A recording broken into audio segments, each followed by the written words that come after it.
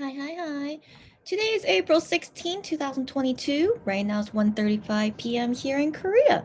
So, I'm here for a tea chatting because finally we can do some tea chatting. And so, yeah, anyways, before I start our tea chat, just want to say that, today in Korea, April 16th, I don't know if you guys know. If you guys don't know, it's okay. But, today is the 8-year anniversary of a sad event that happened in Korea on April 16th. And I was in Korea when this happened, and so and as you guys know, like it's 2 days before my birthday, so it was really sad 8 years ago when yeah, when this tragedy happened. But anyways, yeah, I was hoping I wouldn't do a live on April 16th because it's just still like a sad day to think about. But yeah, I just want to get that out of the way that yeah, April 16th. If you guys remember, like MX guys, they would have a yellow ribbon next to their name, or they would say something. Actually, they didn't say anything today yet about April 16th. They usually do, but yeah, if they don't, it's okay. It's not something like you have to say. It's like how like USA has 9/11. This is basically I mean, it's not the same level, of course not, but you know how like, yeah, or whatever, country has like certain events that they can never forget. So like USA is like 9/11, and so for Korea, I mean, we have other days that we remember as well, but given this is like the most recent one on April 16, 8 years ago, yeah, very sad tragedy happened. But yeah, if you guys want to know more about it, you can ask me about it if you want, but I won't talk about it if like if everyone already knows the story and you don't need me to explain. So yeah, I just want to say today is it's that day in Korea, but it's okay. But yeah, I was hoping to not have to do a live today, but what can we do? I really do want to do this tea chatting to talk about things that happen. And yeah, so I just wanted to get that out of the way. Yeah, today's April 16. Yeah, but I think in general, since it happened 8 years ago, I think people like are not too sad about it anymore. Like in the beginning, it was like every year in the beginning, it was always like a really sad thing to remember, and like is represented with the yellow ribbon to just represent this tragedy that happened. But anyways, it's just something that we should always remember and never forget, so that hopefully this never happens again in the future. So yeah, thinking about it on April 16th feeling sad, but also like it's a good thing to never forget it as well. So yeah, just want to get that out of the way, and so let's begin today's tea chatting with my drink. If you're curious about what drink it is, it's orange juice. I mean, it could look like any kind of juice, right? But yeah, but no, for right now, it's just like one something right now in Korea. I felt like drinking orange juice, and so yeah, I'm drinking orange juice today for today's tea chatting. And surely there's not a lot to talk about, right, guys? I don't think so. So yeah, just the main thing that happened last night, and then I'll go about my day. So Mong Mong, are you kidding me? Long time no see, Mong Mong. How have you been, girlfriend? She says, hi, hi. It's been a really long time. Yeah, girlfriend. Yeah, girlfriend. Where have you been? I assume maybe you've been busy with school. I mean, given it's April, like must be like lots of school things going on. But I'm good. I'm good. How are you? So yeah, long time no see. Hope you're doing well, and I'm good. Yeah, how are you? But then again, you just reminded me, Mong Mong.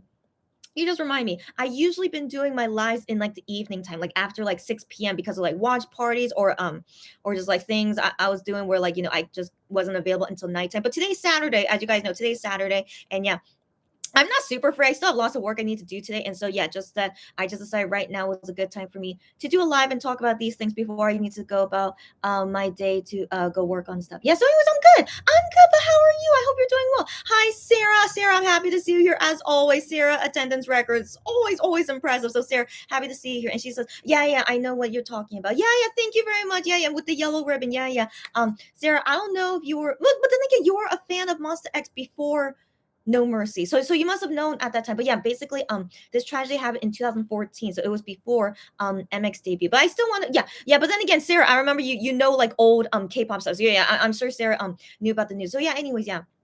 And I just wanted to mention, today, April 16th, is like just a day of like remembering, but it's still sad. It's still sad remembering it, but hopeful that nothing like this will ever happen again. Yeah. But anyways, yeah, thank you. That if you guys have any questions about it, because I was in Korea when it happened. It was just a super super sad time, of course. And so yeah, if you guys are curious about anything, I would love to talk about it. It's all good, but that's all I'll talk about for now. If no one is curious to know anything about it, so yeah, so I just wanted to mention this since today's April 16th. But yeah, but no more sad things, and let's talk about what the topics are I want to talk about for today's tea chatting. Momo said she's good. I'm glad you're good. Glad you're good. And yeah, so um interesting. I think most people are not available at this time because yeah, if it's only you two here, it's totally okay. totally okay. But maybe let's go ahead and do some small talk first before we get into the main topic, just in case. And so let's talk small talk. Yeah, just what I like how you guys been doing. Well, I mean, oh, well, maybe I'll update how I'm doing. Like, I'm okay. It's just that I have like lots of stuff I need to finish, and also, if you, I don't know if you guys remember, but I'm gonna get my third vaccine shot later this week. I mean, technically the week is not over yet, but next week, like in the middle of that week, I'm getting my vaccine shot, and so I really want to just finish everything before I get the shot, and then I probably need to like sleep for like a day or two after the vaccine, and so yeah, so I just want to try and finish up everything that I need to do right now, and also before my birthday on Monday. So yeah, that's basically what I'm doing this weekend, just making sure I finish everything. I really want to clean a lot in here as well. So yeah, so that's all that's going on with me. What do I have planned for my birthday? I don't know yet, guys, but I plan to come on a live, of course. I plan to come here on a live, but I still don't really know what to do for my birthday yet. But I plan to celebrate a lot. Of course I will. Okay, and then if you guys have any suggestion of what should I do to celebrate with you guys on my birthday, do suggest anything to me. I wouldn't mind.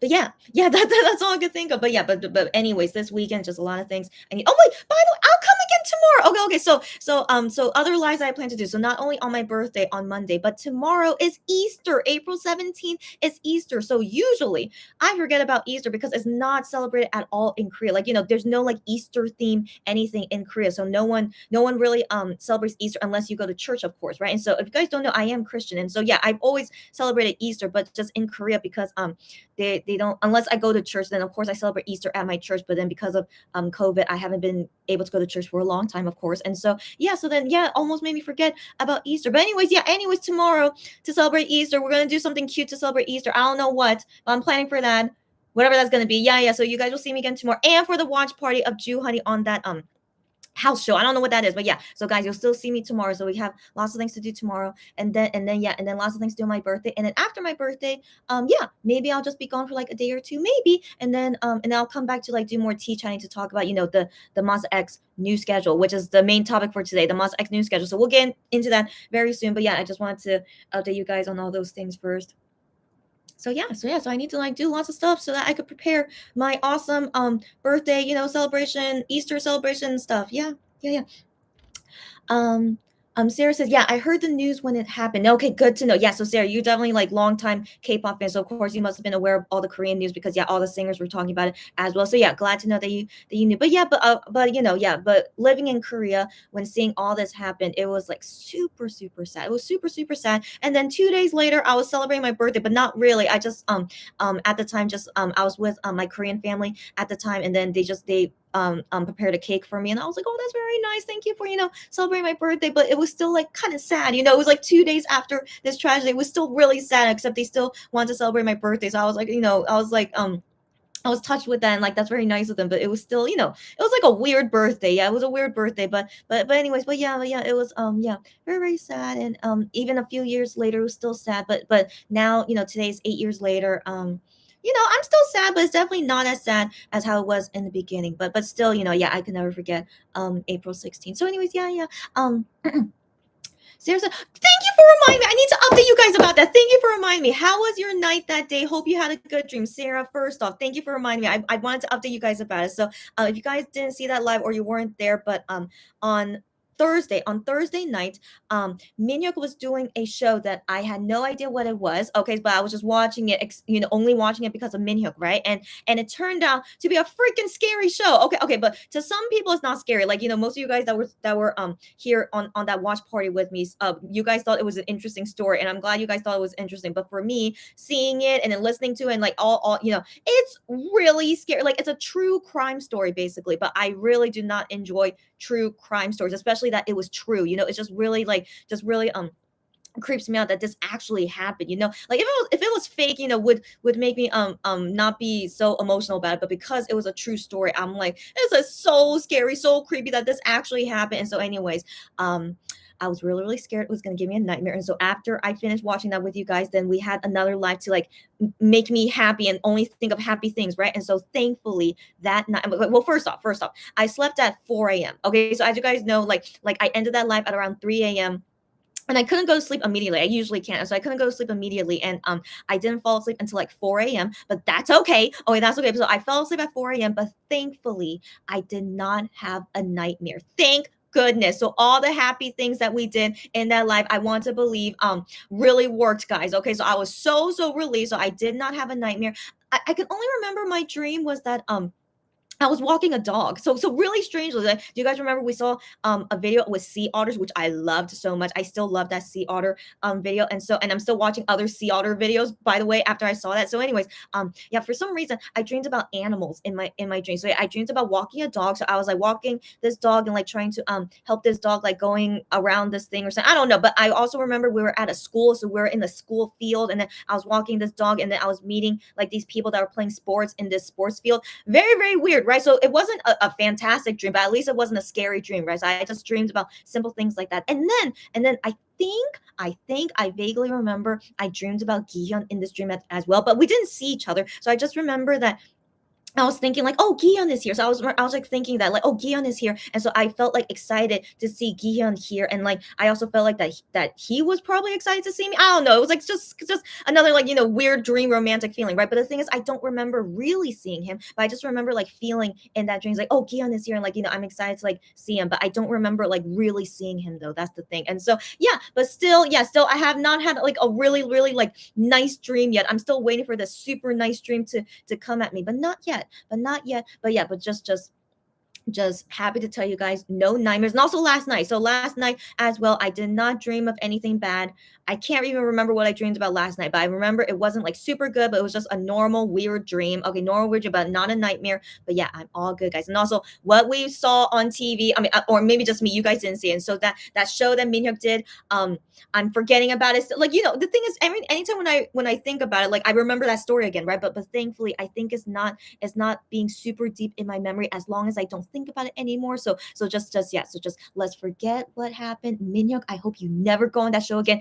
MX and Wano, you guys better not go on that show again. And so hopefully, yeah, none of them going on this kind of show again. And so anyways, I'm all good. I'm all good. I'm filling my brain with only good things. Like before I came on this live, I was just watching like no, was I watching anything? No, I was listening to Gion, album, Voyager album. So that was making me into a good mood. And then this morning when I woke up, I remember watching some sea otter videos. Yeah, I'm still into sea otters, guys. So like after the first one, like I can't stop watching all these sea otter videos. So I was like watching lots of sea otter videos. And so yeah, so I'm feeling good. I just need to fill my brain with only good things. And then just weirdly, NMAX are not posting a lot these days. I'm wondering if they're super busy or not. But yeah, they're not posting these days. But also Wano, as you guys know, Wano as well, he's being quiet these days. I don't know what's going on, but hopefully they show up soon because I do kind of miss them. Like, do you guys get me? Like, even though we see them often, and all honestly, we do see them often, but I kind of miss them. So yeah, so I'm just wondering like what they're doing these days. But surely we're gonna see them soon, and then we'll talk about their schedule later. So yeah. So the main topic, the schedule, we're gonna get into it right now. As I see, there's lots of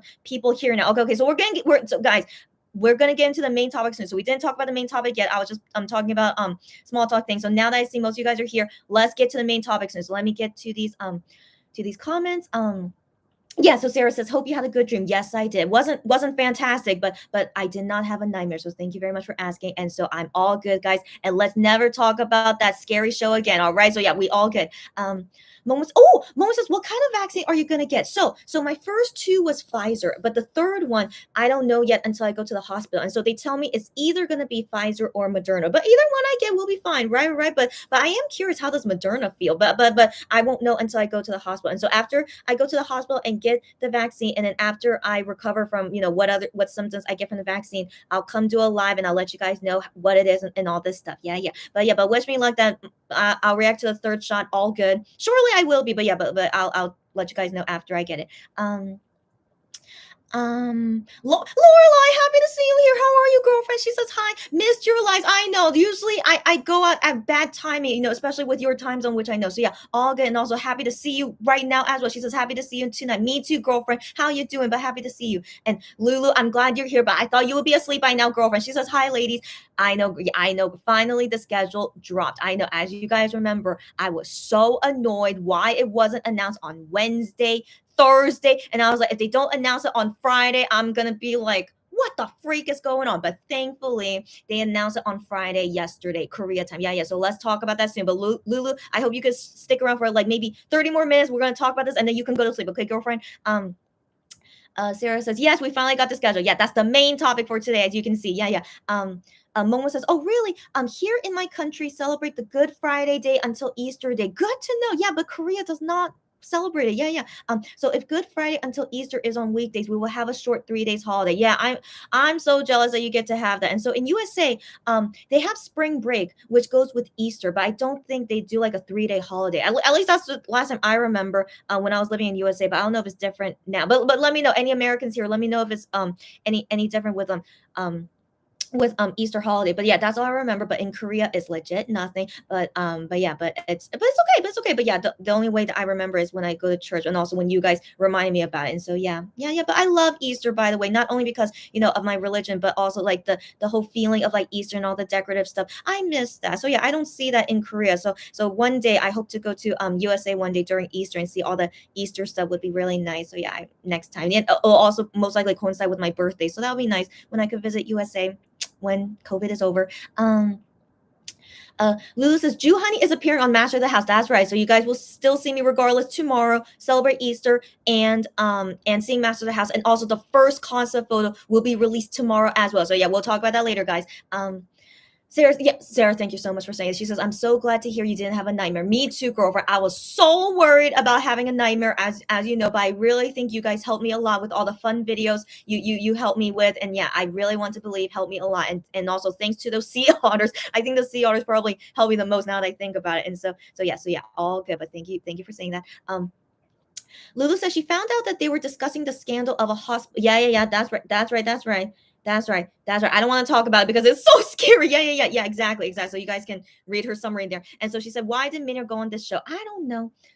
Excuse me. So as you know, the TV broadcast company for this show was SBS, and I'm sure you guys know this, but SBS and Starship, they're like best buddies. Okay, they love each other. And also, as you guys know, Minhyuk used to host Inkigayo, which is by SBS. So I think Minhyuk and SBS, they're also tight buddies too. And so they were like, hey, we want you to go on this show because it's not that popular, so we want you to go on this show. I'm pretty sure it's probably something like that, right? So the show's not that popular. Minhyuk, like, can you come on the show? And Minhyuk is like, sure, as long as you pay me, I'm gonna go. Okay, I'm sure Minhyuk just doesn't really care about the type of show as long as he's getting paid, and it's not like something that he's against. I don't think he's against it. I'm sure he was probably curious about these true crime stories. And so yeah, I assume that's why he went on the show. If he had a good time or not, I have no idea. But he got paid. He was just doing his work. You do you, Minhyuk. But yeah, for me personally, I should always look up their shows now from now on, because I can't believe it was so stinking scary. Okay, so yeah, for me, it was really too scary. I did not write a letter to Minhyuk yet. I'm gonna write a letter to Minhyuk later, saying that I hope he doesn't go on that show again.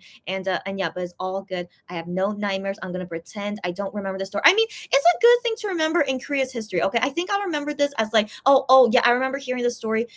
Yeah, this is a true crime story in Korea that happened in 1997. I think I'll just keep it as that kind of memory, but I don't want to remember the details of all about it, which is the scary part for me. And so yeah, it's all good. And yeah, and yet and just I'm gonna write a letter to Minhyuk, and he'll know, and hopefully they won't ever go on this kind of show again. Yeah.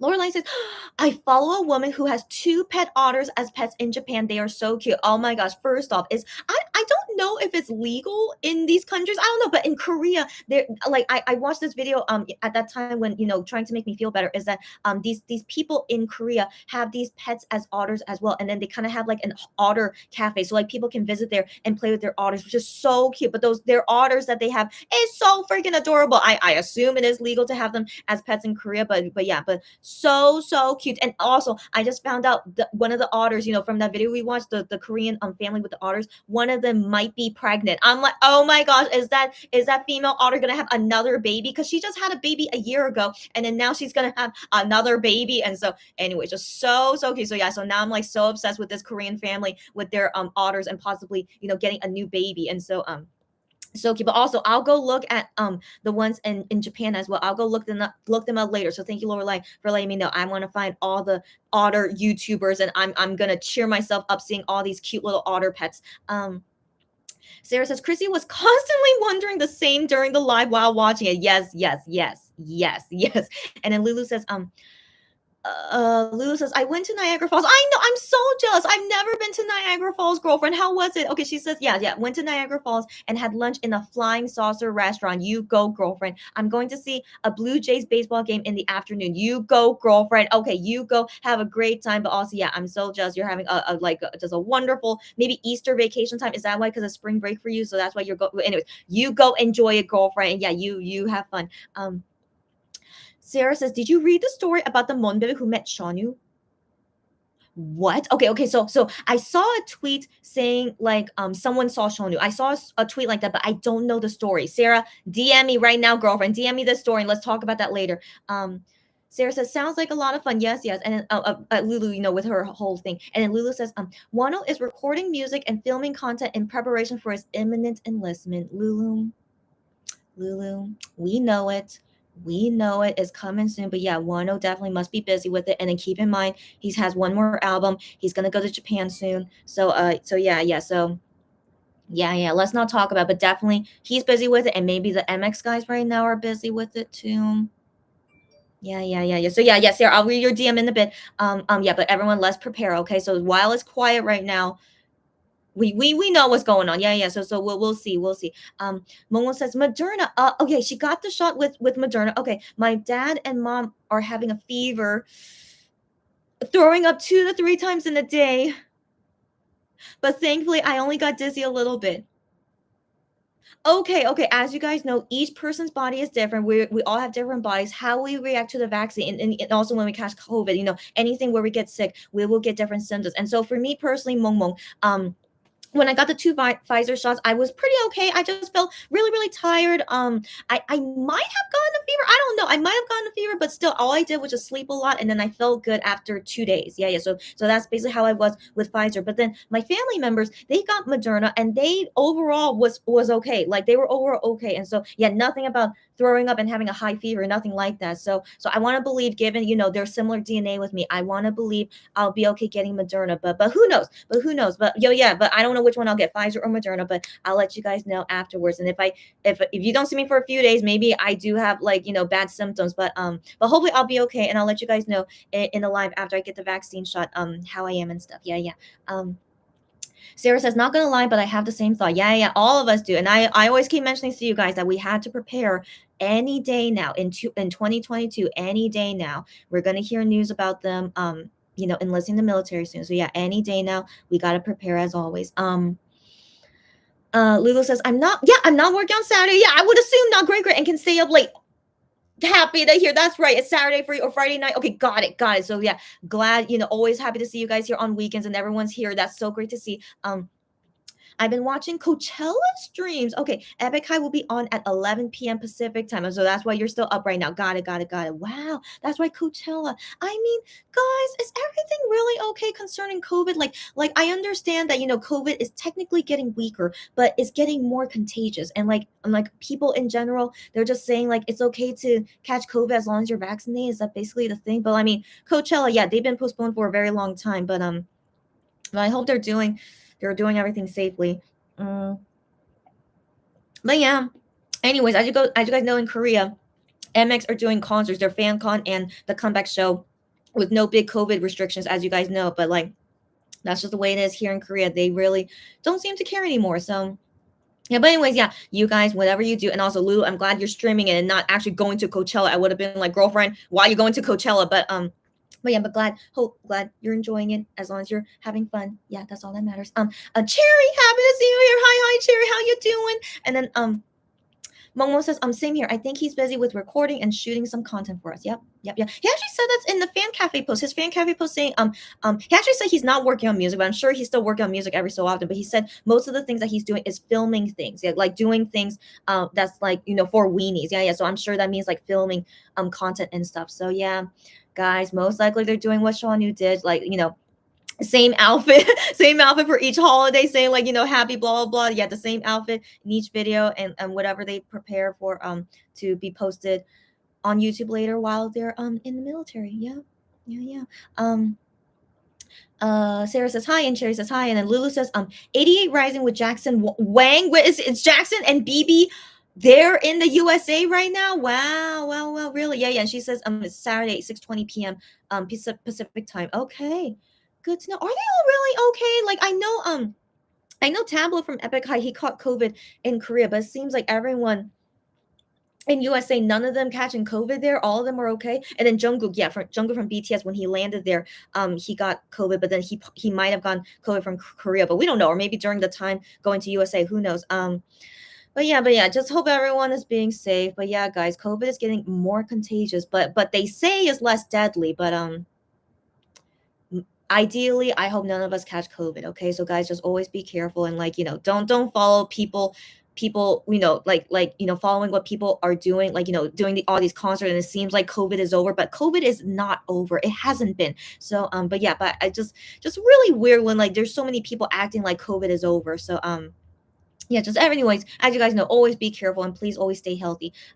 Lulu says hi, Cherry says hi, Momo says hope you're okay after getting your third vaccine. Me too, I hope so too. So yeah, wish me luck. So yeah, I'll let you guys know in the future after I get the vaccine how I am.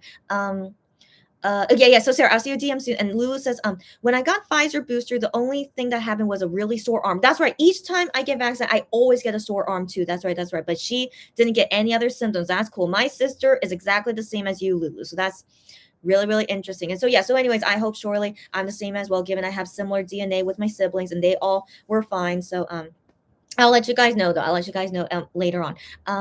Cherry says you look very cozy, Chrissy. And as always, you look cute. Cherry, okay, yeah, I didn't think that you would still compliment me. Look at me right now. And also, I'm really annoyed that my eyes are tired. As you guys know, like my sleep schedule is still kind of weird, but my eye is like looking very tired here. So I'm trying to like fix my eye here. But you still say I look cute and cozy. I don't know what to say. Cherry, just I hope one day I find a boyfriend like you that always compliments me even when I look like this. And so Cherry, stop it. Even though I know you're not going to stop, I'm very flattered as always. Thank you very much. Lulu says, I'm really angry that BTS could possibly be exempt from serving. Let's talk about that later, girlfriend. They should serve like Shanu is right now. Let's talk about that later, girlfriend, because I agree with you. But I'll give you my full opinion on it in a bit. Sarah says, I hope Wano will get to experience a live audience on music shows before going to the military. That would be nice. That would be nice, but still, that concerns me with COVID. That's the only thing that concerns me a lot because of COVID.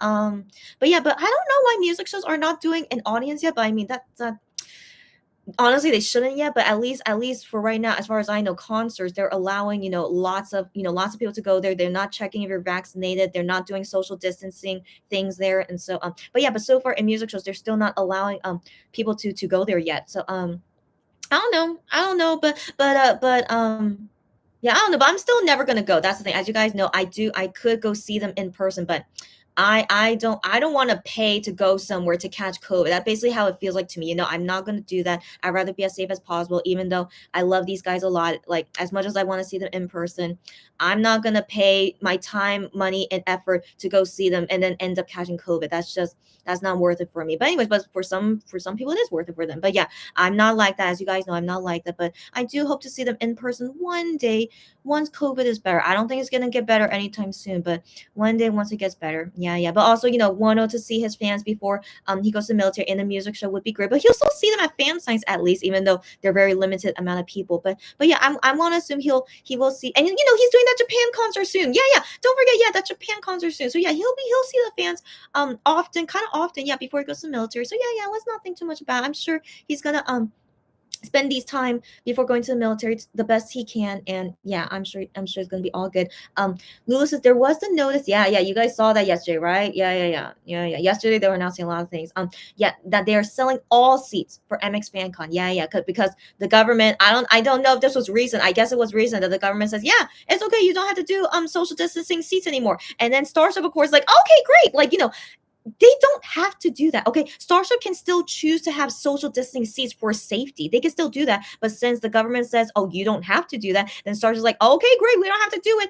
Let's open all the seats and make more money. Of course, that's the way Starship thinks. Okay, they never think about safety. So I hate it when people think like, oh, that's so nice of Starship. They care about everyone's safety. No, of course they don't. When did they ever care about it? They only cared about it when the government tells them to do so. Okay, and so anyways, here is very obvious, right? COVID is still not over, but because the government allows them to have no social distancing anymore in the concert, Stars is like, great, let's make more money, let's open up these seats, and yeah, they're going to be selling more tickets now, and I'm sure it will all sell out. I'm sure it will, and yeah, so Starship is happy. They don't care about people's health. They're happy making their money. That's it. And also, let's hope MX will be fine. But given they just recently caught COVID, I want to assume they'll be fine. But who knows? Who knows, right? But yeah. Anyways, Starship never cares about public safety or health. All right, you guys know this, so just FYI about that. Just yeah. Um. Sarah says, I think they are starting to bring live audiences back, so I'm hoping. Okay, Sarah.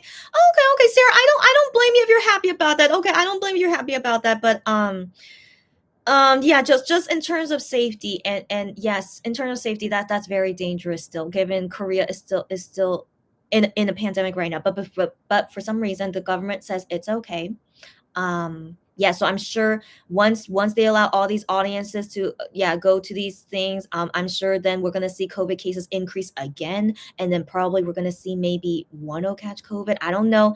So that just makes me very worried, Sarah. If he does, I mean, again, I know that's great that like just to have him perform in front of an audience. Of course, that's great, but if he catches COVID from it, is that okay? I don't know. But anyways, yeah, it's like pros and cons as always, right? Pros and cons. Like of course that's nice that he gets to do that, but then if he catches COVID from it and like I think that's how Emmett caught COVID because of these less restriction stuff. They did a variety show and they actually met people with no mask on, and then at Starship as well, all of their artists already caught COVID now. So yeah, anyways, just concerning, but hopefully everyone will just be healthy. At this rate, I think Wano sadly will catch COVID eventually, right? But I hope he doesn't. But if he does, we'll just deal with it as we usually do.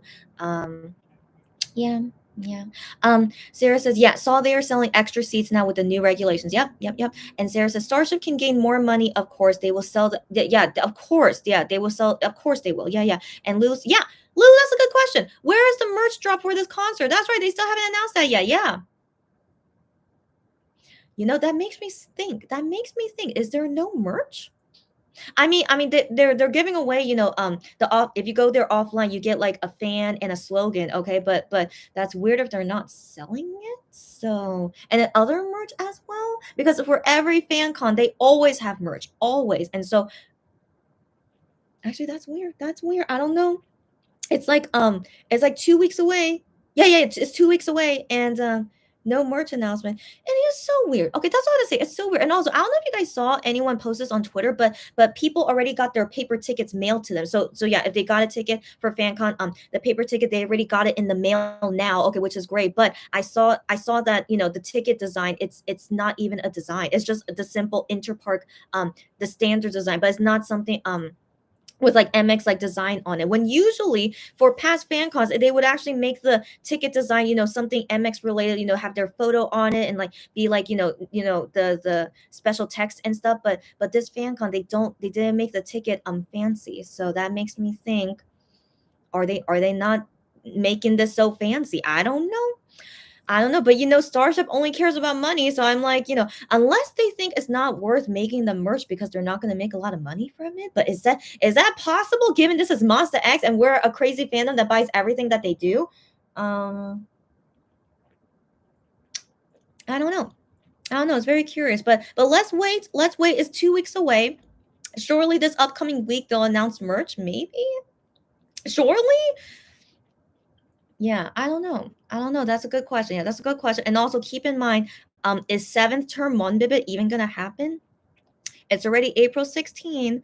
And then sixth term Monbibit membership is gonna end on May 2nd, and they still have not announced about doing seventh term. So very curious, right, guys? Very curious. Very curious. So yeah, every single day we're just waiting to see when any new news happen.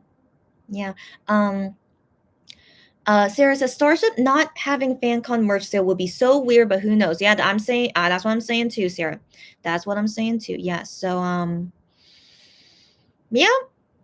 So yeah, all these question marks, as you guys know, all these question marks. Yeah, we'll see later. We'll see later. Yeah. Lorelai says Hot Topics in the USA is selling the MX The Dreaming t-shirts that were at the pop-up store in LA. Good to know. Anyone who's in USA, Hot Topic in USA is selling the Dreaming t-shirt. That's crazy. Okay, that's good to know.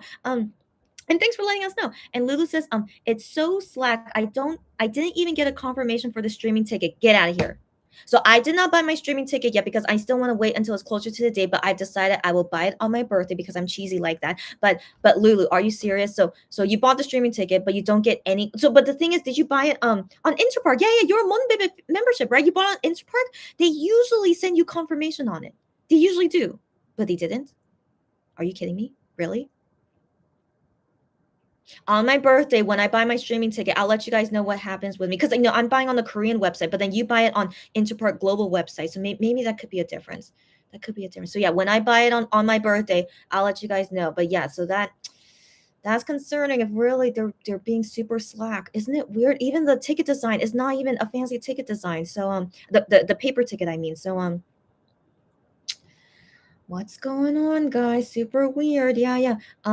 Cherry says, I have this feeling. Yeah, girlfriend, I have this feeling there's not gonna be a seventh term one, baby. Yeah, Cherry. Yeah, Cherry. At this point, to not announce seventh term makes me suspicious. Yeah, I wonder if it's not gonna. And so, does this mean MX is not gonna renew their contract? I don't know. I'm still on the fence. So yeah, it's only April 16.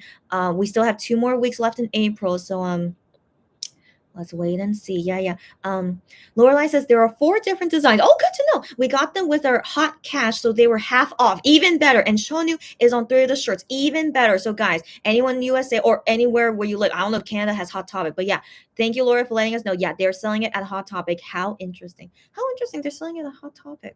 Like, I assume the USA company made it that way, but good to know. But yeah, Lorelai, thanks for letting us know. And Unico says, hi Unico, by the way. And Unico says, which stream will Epic High? Oh yeah, she wants to know about Epic High. Yeah. So you guys talk amongst yourselves.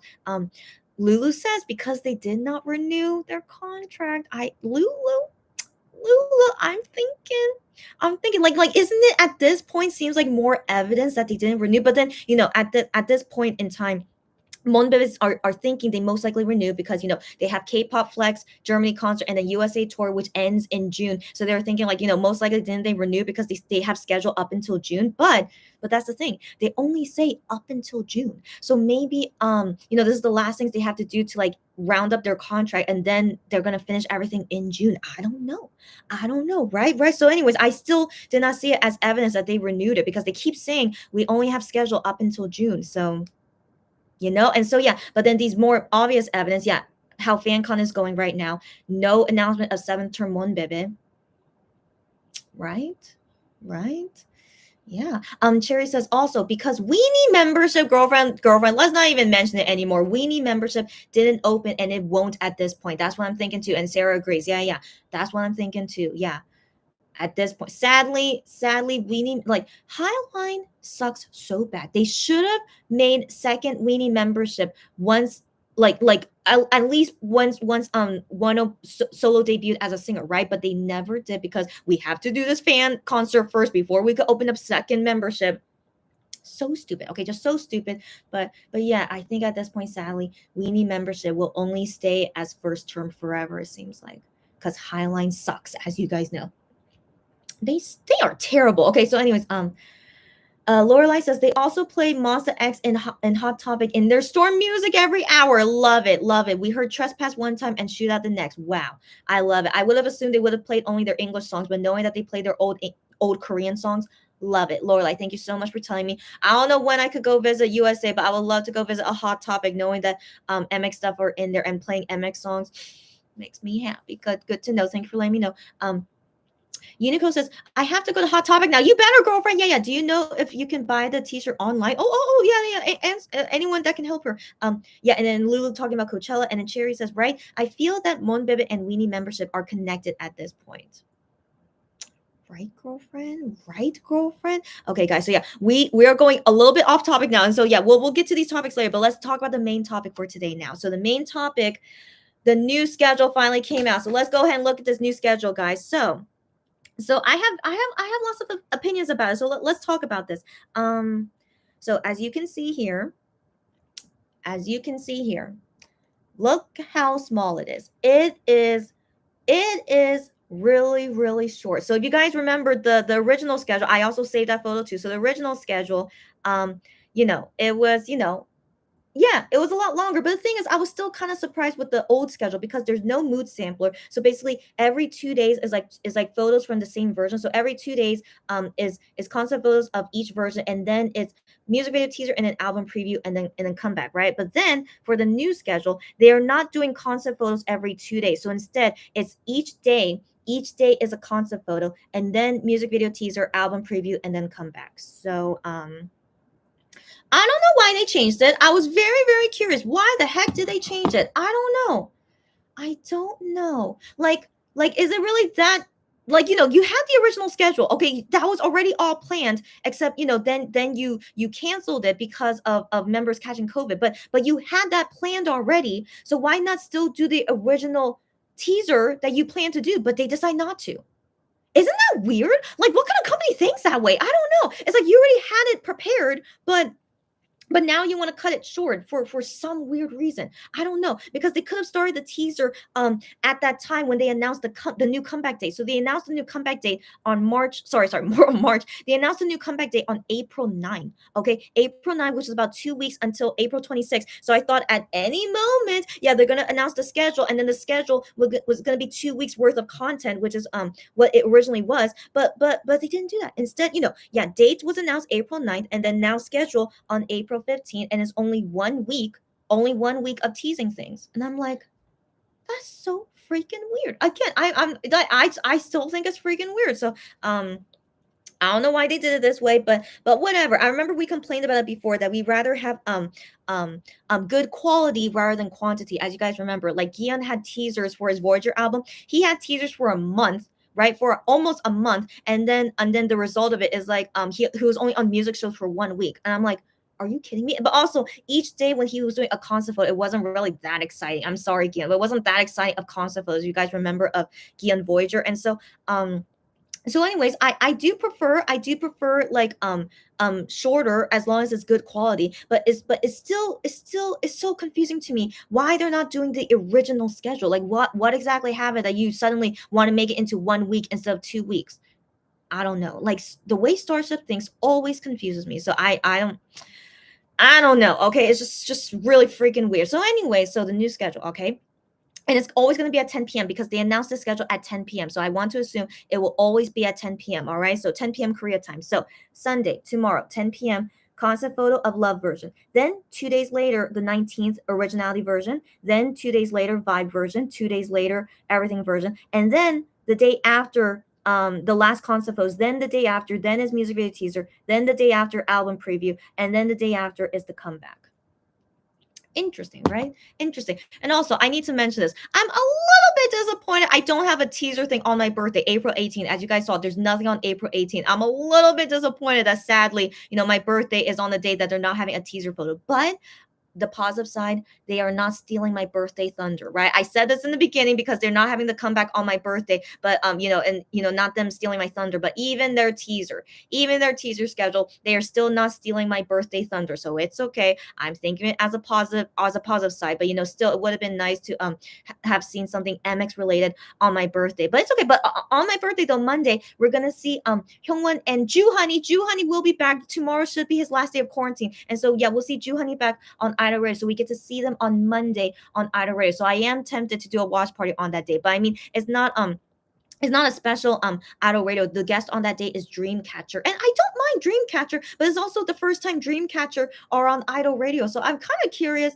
how that would go. But but I don't think it's really worth doing a watch party because is there anyone here that's interested in knowing Dreamcatcher? And so yeah, so I feel like when we watch Idol Radio, even though we see Ju-honey and Hyungwon DJ, but the main focus is on the guest, which is Dreamcatcher on that day. So anyways, yes, I'm still thinking about it, but at least I'm happy to at least see something MX related on my birthday, so that's okay.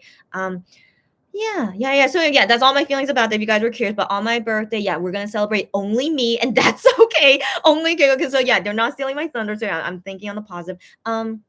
And so yeah, and then yeah, so that's the whole schedule. And so, and also just finally they announced it yesterday, but I think now it makes sense why they announced the schedule yesterday, because it's so stinking short. So because it's so stinking short, that's why they really announced it quite late. Yeah. And so yeah, they announced it yesterday, and then the first teaser is going to be tomorrow. So yeah, so it's like that kind of time frame they're doing. Yeah. Interesting, right? Interesting. But anyways, guys, I'm gonna be here doing lives when any of the teaser things happen. So tomorrow, I'm not only doing the Easter live, but then we're also doing Jew Honey Watch Party. And since I'm pretty sure Jew Honey Watch Party show maybe will end at like 8 p.m. And so that's only 2 hours later, we're gonna see the first concept photo. So I might as well just like continue the live up until then. And so we'll see the concept photos together on Sunday once it comes out. And then I don't think it'll happen, but I don't think so. If we wait until midnight and then it becomes my birthday, I don't think so. I think it'll be weird to just to I don't know. I don't know. I don't know if it'll happen. I don't think so. I don't think so. But we'll see if you guys celebrate midnight with me on my birthday. I don't think so. But I can never say never. And so yeah. So that's all planning for tomorrow. It's gonna be a busy day, and then day after is my birthday. So yeah, I'm so stinking busy. So actually I should really finish all my work today. Now that I think about it, I should finish it all today. Oh my gosh, yeah, and then yeah, then we're celebrating on Sunday and Monday, and then I'll be gone, because of my vaccine, and then yeah, guys, oh my gosh, I didn't realize it until now that today technically is my last day to finish everything, but that's okay, I can do it. It's okay. After I finish this live, just gonna like do everything like nonstop. Yeah, and also there's no shows today of MXS doing anything, thank goodness. So yeah, wish me luck, guys, and yeah, and see you guys tomorrow. And so yeah, that's all my feeling about it. And yeah. Okay. So, okay. So yeah, so okay, hold on. Actually, so Laura, are you still here? Okay. So they DM me something, but I don't know if you want me to talk about it here or not. Is it okay if I answer you here? I don't mind answering you here, but I don't know if this is like something you don't want me to talk about. But I don't see why not. But okay, but anyways, okay. One thing at a time. Okay, let me read the comments here. Mm,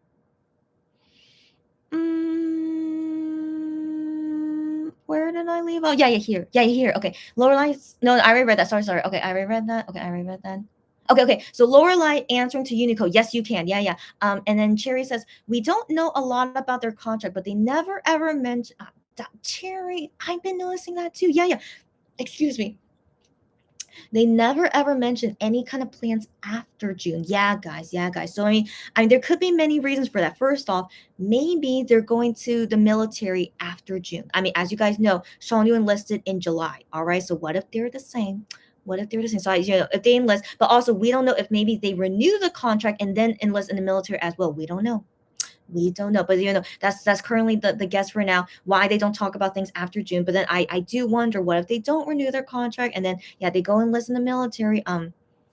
Yeah, anyways, yeah, I just find that really suspicious. They are not saying any plans after June. And so yeah. And even Keon mentioned at a fan sign, his last Voyager fan sign, how like he has no idea when his next album would be. So he says there will be a new solo album he wants to make, since he already started. Like, of course, there's going to be more solo albums next. But then he said at that fan sign, he can't guarantee when this next album will come out. He has no idea. He has to like see if he can make time for it. But he just ended with saying like, yeah, he'll always do his best with whatever album he does, like solo and group and stuff. But even he's like he doesn't know. He doesn't know when his next album will come out. And so I wonder if it's because, it's because he knows like the time frame he's dealing with. But yeah. So I don't think we're gonna see another Gion solo album before he enlists. In my opinion, I don't think so. Based on how he said that at the fan sign. So yeah. Okay. So let's talk more about that later. Sherry says, I'm not happy with the schedule. They cut down so many things. Yeah. Right, Cherry? I mean, 2 weeks of teasing is like very, very normal. Okay, that's very, very normal to do 2 weeks of teasing, right? And that was the original plan. But for some reason, they don't do the original plan anymore. They had enough time. Okay, they announced a new date on April 9th, and then the day or day after that, they could have like been doing 2 weeks of teasing. They could have, but they decided not to. I don't know why. But I want to believe, quality over quantity. So even though it's short, I want to believe it's good quality, but we don't know. So we'll see tomorrow when we see the first photo teasers. We'll see then, and we'll be the judge of that then. Yeah. Sarah says the schedule looks so empty. Got that right.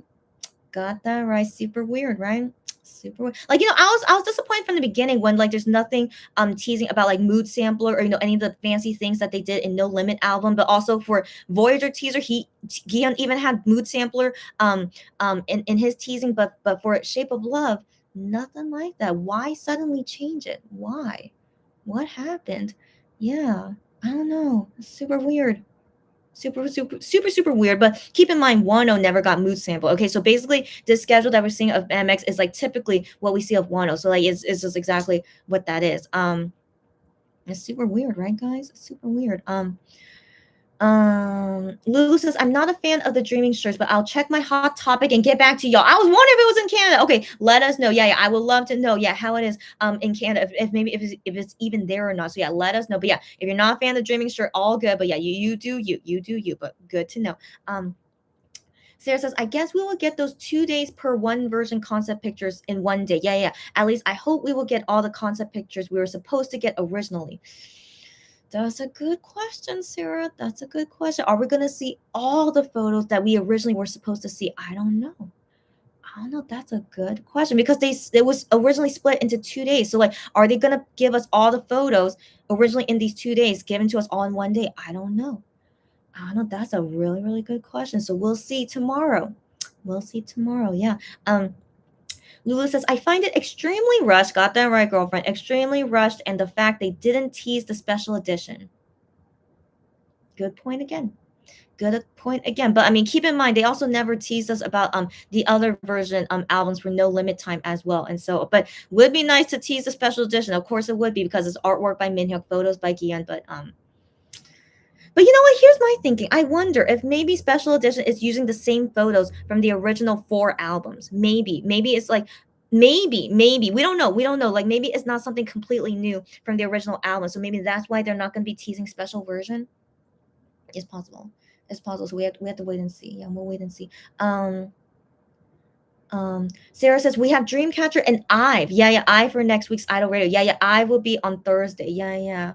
Isn't that interesting? So the last time when IVE was on Idol Radio, Honey and Hyungwon couldn't host on that day because they were in USA for Jingle Ball. And so yeah, so this is technically the first time they're meeting IVE at Idol Radio. Isn't that kind of weird?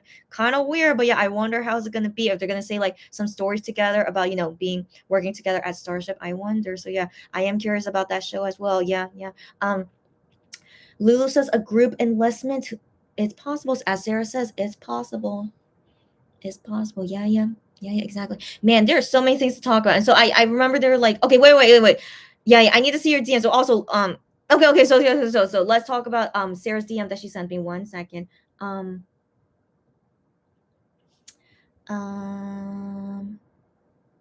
Okay. So the story is, OP heard that Shanu was coming to visit her workplace. Get out of here. What is her workplace? Okay. So yeah, she heard that he was coming to her workplace, so she brought her album along. Wow. And so this person got to see him in person, and when there was an opportunity to get an autograph, she carefully asked him. Yeah. She carefully asked, and I guess Shanu said okay, and he asked her, "What's your name?" And she said, "Bebe." Aw, and then Shanu's like, "Bebe," and she's like, "Yes, Bebe." Oh my gosh, because OP, yeah. So the original person, she said that her name was a little difficult, I guess, like difficult to spell out. Maybe that's possible. So that's why she said Bebe. That's very, very cute. Very, very cute. And then so I'm reading the translation. I'm reading this person's translation. I assume they translated fine. And so this person continues to say it wasn't easy to catch at once. So they kept going back and forth a few times to repeat about her name. Partly about her name. So like yeah, couldn't get the name correctly. So I guess that's why she decided like just sign to Bebe. Okay.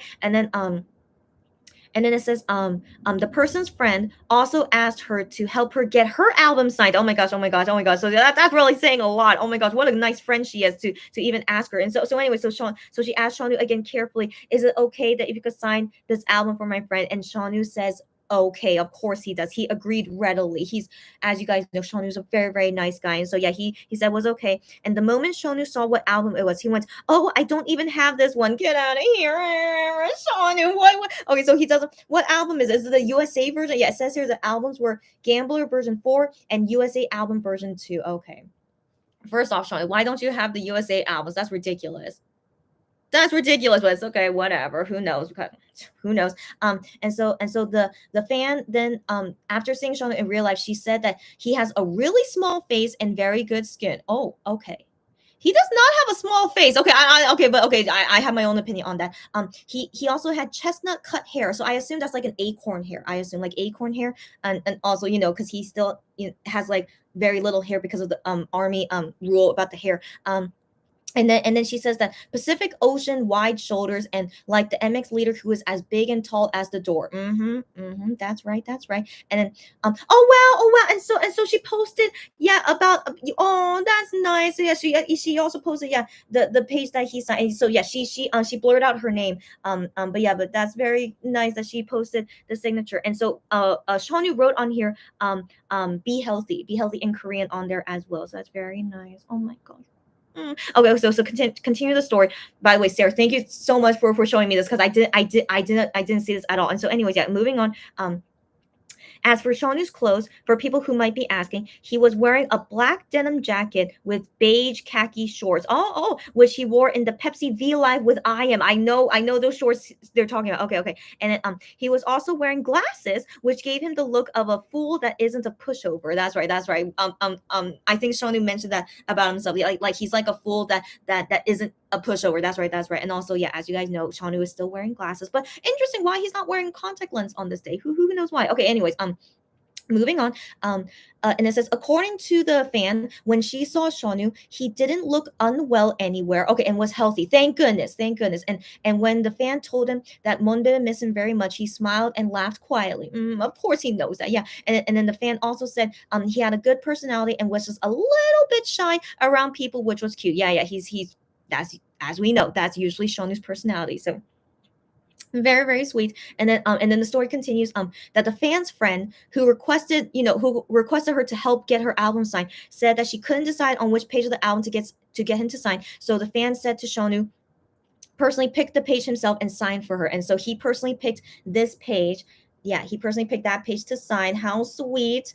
And then he wrote on here be healthy 2 times. Shonu, you're so sweet as always. Of course, being healthy is very important right now. Yeah. Oh, anyways, how cute is that? And that's the end of the story.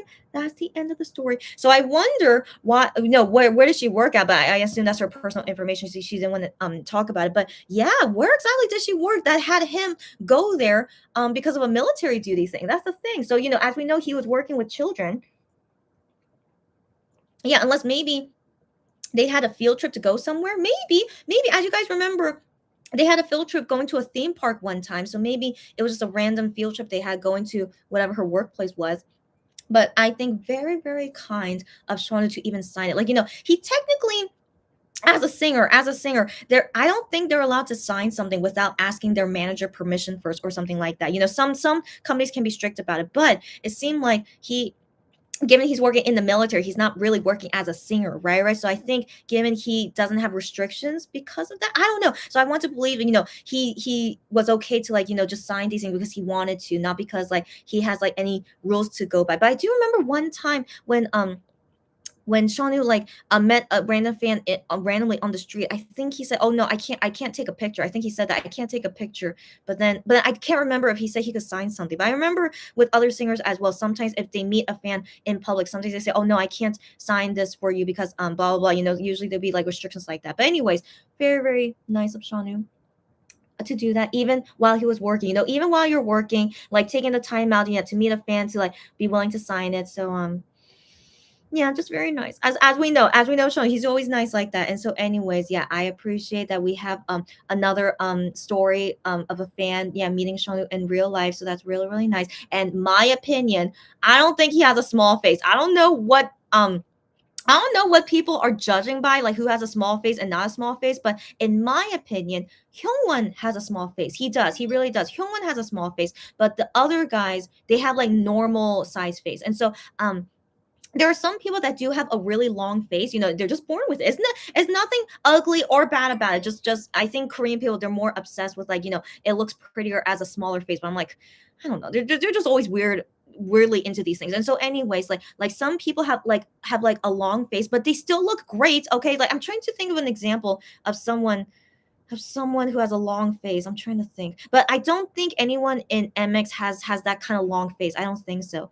Um, Oh, I can't think of, but anyways, Hyungwon has a small face, but then the other guys, they look like they have normal looking faces. Okay. So like I don't know. So yeah, so someone saying that Shauna has a small face, I'm like, he has a normal looking face. Okay, so maybe she says that because it's not super long. Maybe. So maybe she's just saying that because it's not a super long face, so she says it's small, I guess. I guess. But once I have an example of a guy that has a long face, I'll let you guys know. But I can't think of one at the moment. So anyways, that's my personal opinion, but overall in general, you guys know Shauna's personality is always like that. Yeah. So yeah, even off camera, on camera, he really is like the same. So yeah, I'm kind of jealous, of course, very very jealous. She got to see Shaunu in real life. But yeah, as you guys know, I rarely go out. I doubt I would ever run into him. Like I'm sure he's in Seoul somewhere. But yeah, even though I live in Seoul as well, I'm sure there's no way I would ever see him in person. But yeah, but just very interesting, very interesting. So thank you for that story. And so going on that topic, I remember Lulu talking about the topic of how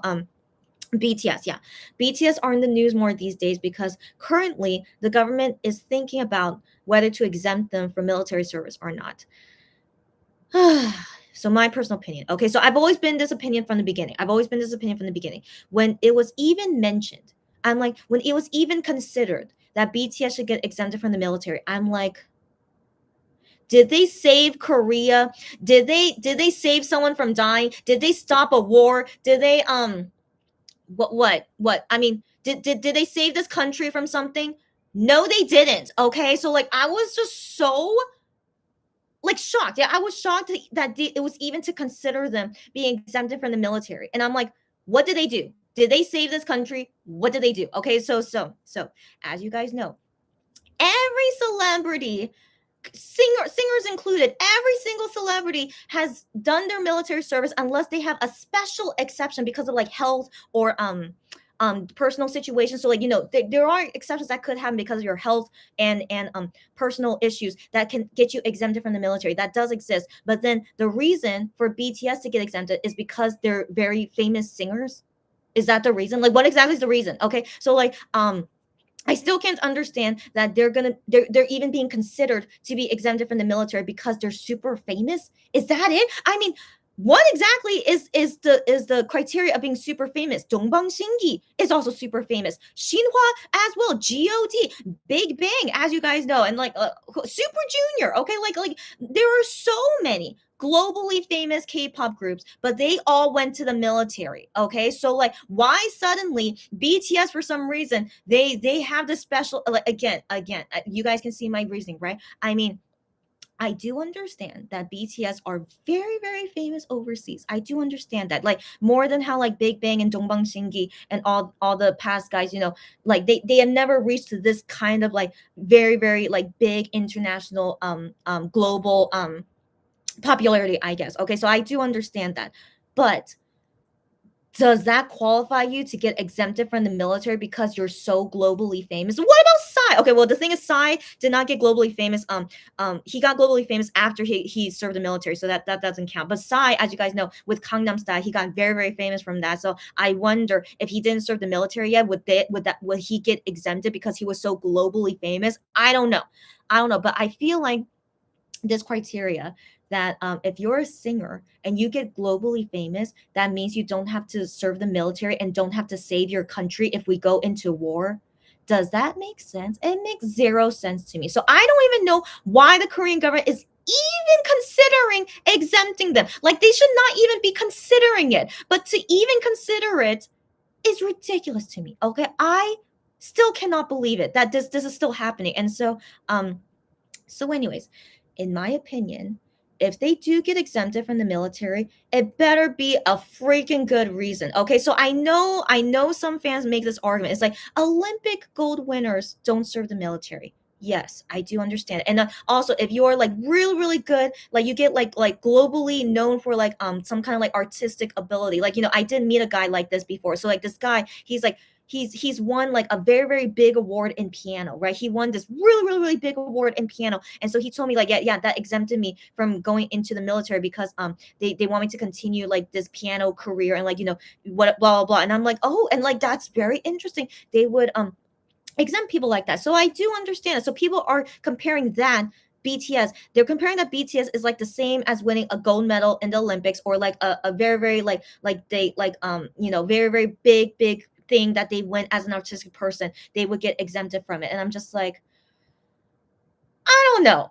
I don't know. I can't really see that as the same. So by the way, the piano person that I met, the pianist, and so basically he also said to me, like, because if I go to the military and if I damage my hands, then that damages my career. And so that's why he got exempted. So not because he won this award for being a pianist, but actually it was like a bigger reason is that if he goes in the military and like he has to like do things, and if it damages his hand, and also he can't practice the piano to like maintain his career. So like because of that reason, it's a very very important thing for his career, and like he won a very very big award as a pianist, so that's why he got exempted from the military. So I understand that, okay, and I hope you guys understand why this pianist got exempted from the military, and who knows other instruments, artistic people out there that got exempted because of reasons like this. But now BTS guys, they go serve the military, they're gonna get injured and can't be a singer anymore? I don't think so. Okay, like the only thing, okay, okay, I'm trying to be careful just in case some army come in here, but it's not like you're gosh, like, okay, it's like if you get injured or like something happened to you in the military, but like, and you can't continue your career anymore.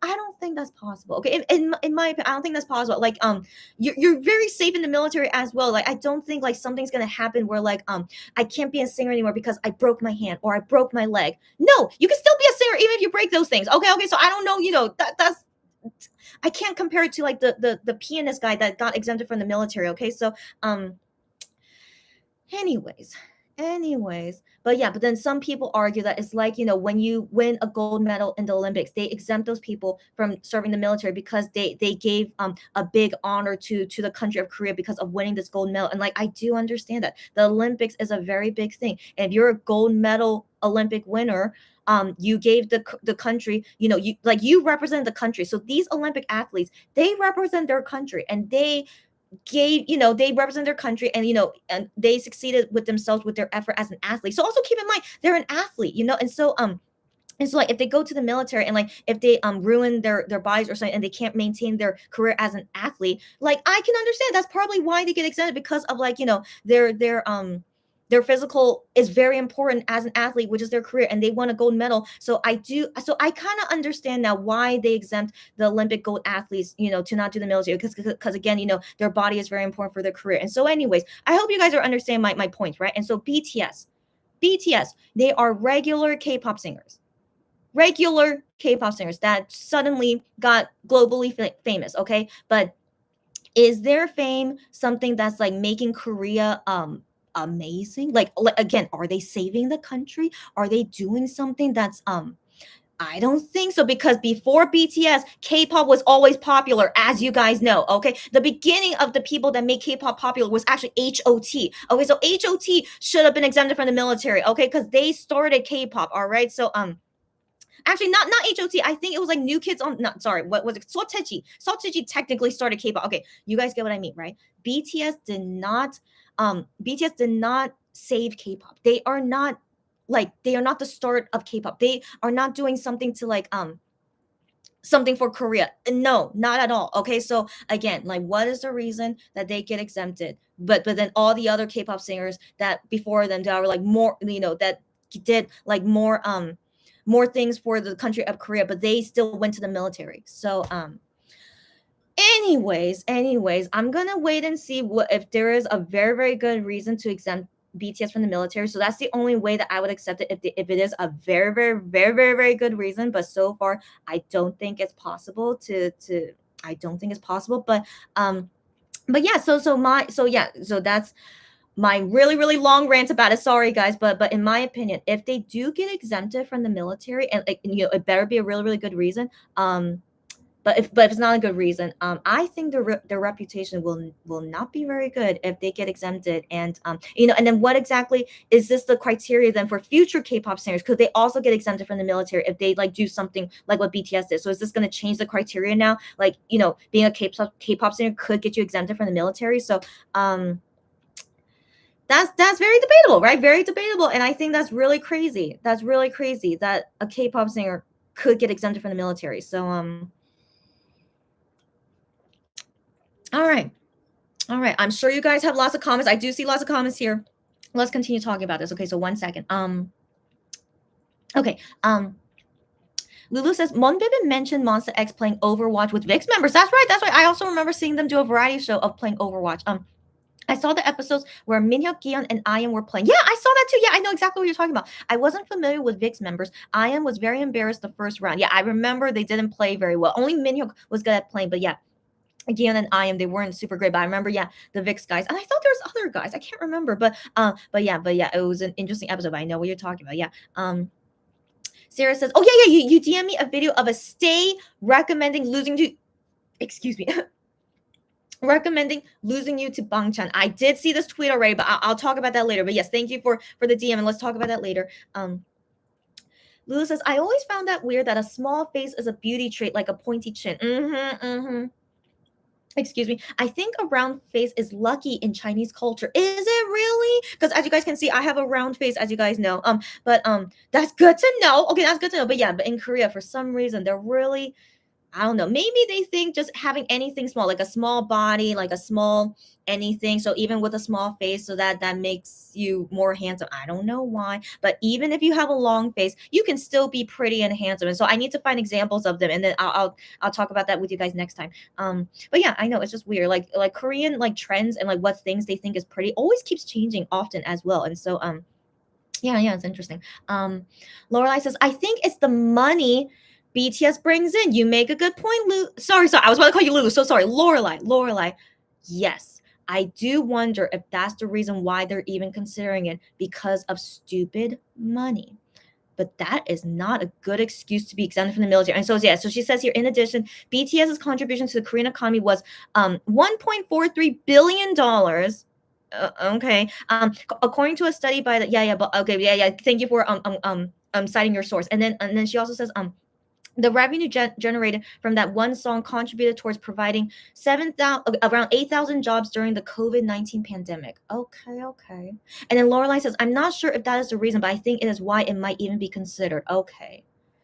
Well, Lorelai, thank you for telling me this. Okay, so let's say they say that this is the reason that they will get exempted from the military, because they bring in a lot of money to the economy. All right, $1.43 billion. Yes, of course, that's a lot of money. And then and that one song contributed to 8,000 jobs. Okay. So my opinion on that is that I'm sure that there are other things being done in Korea where they could still make money. Okay, so like as you guys know, Samsung, LG, all the Korean snacks, all the other K-pop groups out there. Okay, let's see the whole K-pop industry in general. The whole K-pop industry in general makes a lot of money for Korea. Okay, and so BTS going away for 2 years is not going to affect that big, in my opinion. Okay, they're only going to be gone for 2 years, and even in these 2 years, they could still sell items. Okay, like as you guys know, Shauna was in the military, but Starship still sold 2022 season's greetings with its photo in it. Okay, they can still sell things even in these 2 years of being in the military. Okay, so I personally don't think that's a good reason, especially when the whole K-pop industry as a whole, like as you guys know, like Stray Kids makes a lot of money, Monster X, and then who else out there? Like just every single K-pop group makes lots of money for themselves and for Korea. And so I feel like BTS just missing 2 years is really gonna change our economy. I don't think so. I really, really don't think so. Like, I think that's kind of stupid in my opinion, because BTS, they can still sell items while they're in the military. They can still sell their albums while they're in the military as well. Like, they can't make new albums, but they could always like sell their old albums and like sell merch. It's very possible they could still sell these things in the military. Okay, but then in terms of them like making money, they can't like really make money. They have to only focus on the military work. But their company, as you guys know, with Season's Greetings that Starship did with Shonu in it, they could still sell their things even if they're in the military. Okay, so I thought that wasn't going to be allowed. I was like really shocked. How was Starship able to sell Season's Greetings when Shonu's picture was in it? I was like, is this really allowed? But I think it was. I don't know. So like anyways, it's proven it's allowed, and so BTS could do things like that. Okay, so they could make they could just like do everything like like what MX is doing right now. Like I can't talk right now. Film all these things worth 2 years of content, worth of lots of footage, and then just sell that during these 2 years that they're in the military. All right, they can still make that much money. All right, so In my opinion, yeah, it just makes that's not a good argument for me. Yeah, if that's really the reason that they get exempted from the military, no, I don't think so. And so, but anyways, but in general, money being the reason to be exempted from the military, no, I don't understand how money is more important. That these guys, they should be able to serve their country and save their country if we ever go into war. I hope we never go into war, but seriously, how embarrassing would it be that these BTS guys that apparently are giving so much money to Korea, but they will not be able to serve in the military to save our country if something happens to us? Isn't that embarrassing? Isn't it? So, yeah, in my opinion, unless it's a very, very, very good reason, but money is definitely not one of them, they should serve the military, in my opinion. All right. And so, yeah, yeah. So, okay, let's keep going. Sarah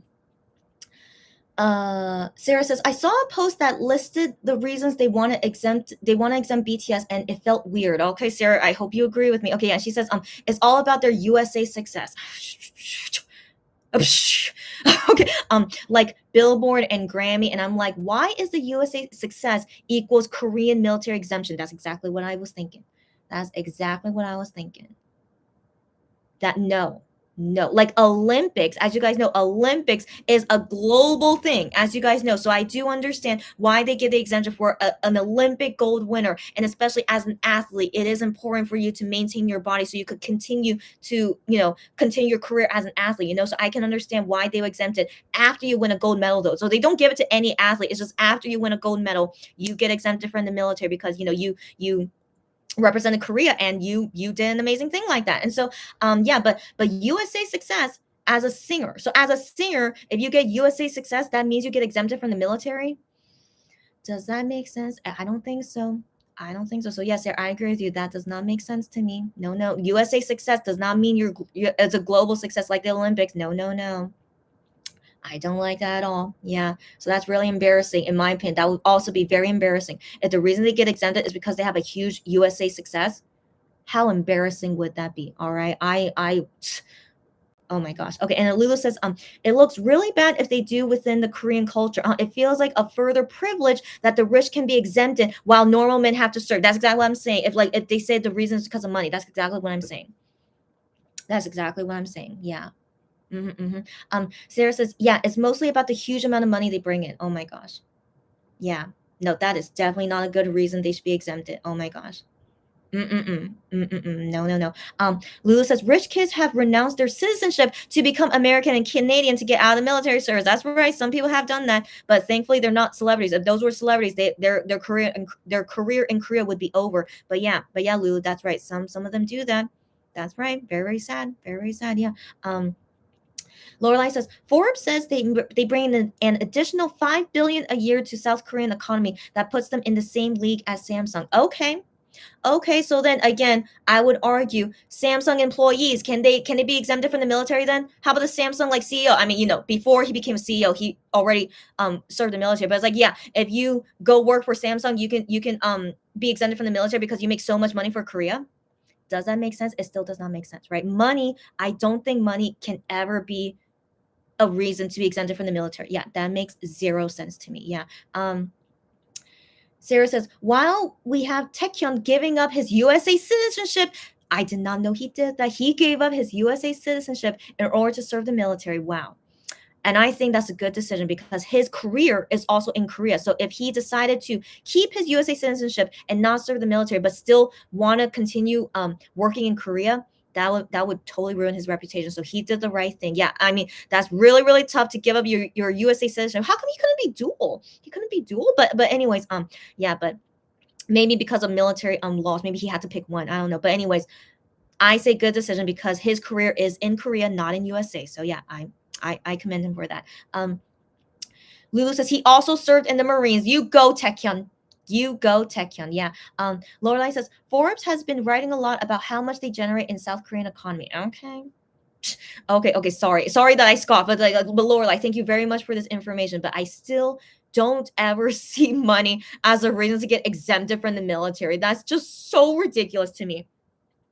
Like, as you guys know, Korea tech company is really amazing here, right? Cacao, as you guys know, in Korea, everyone here uses cacao.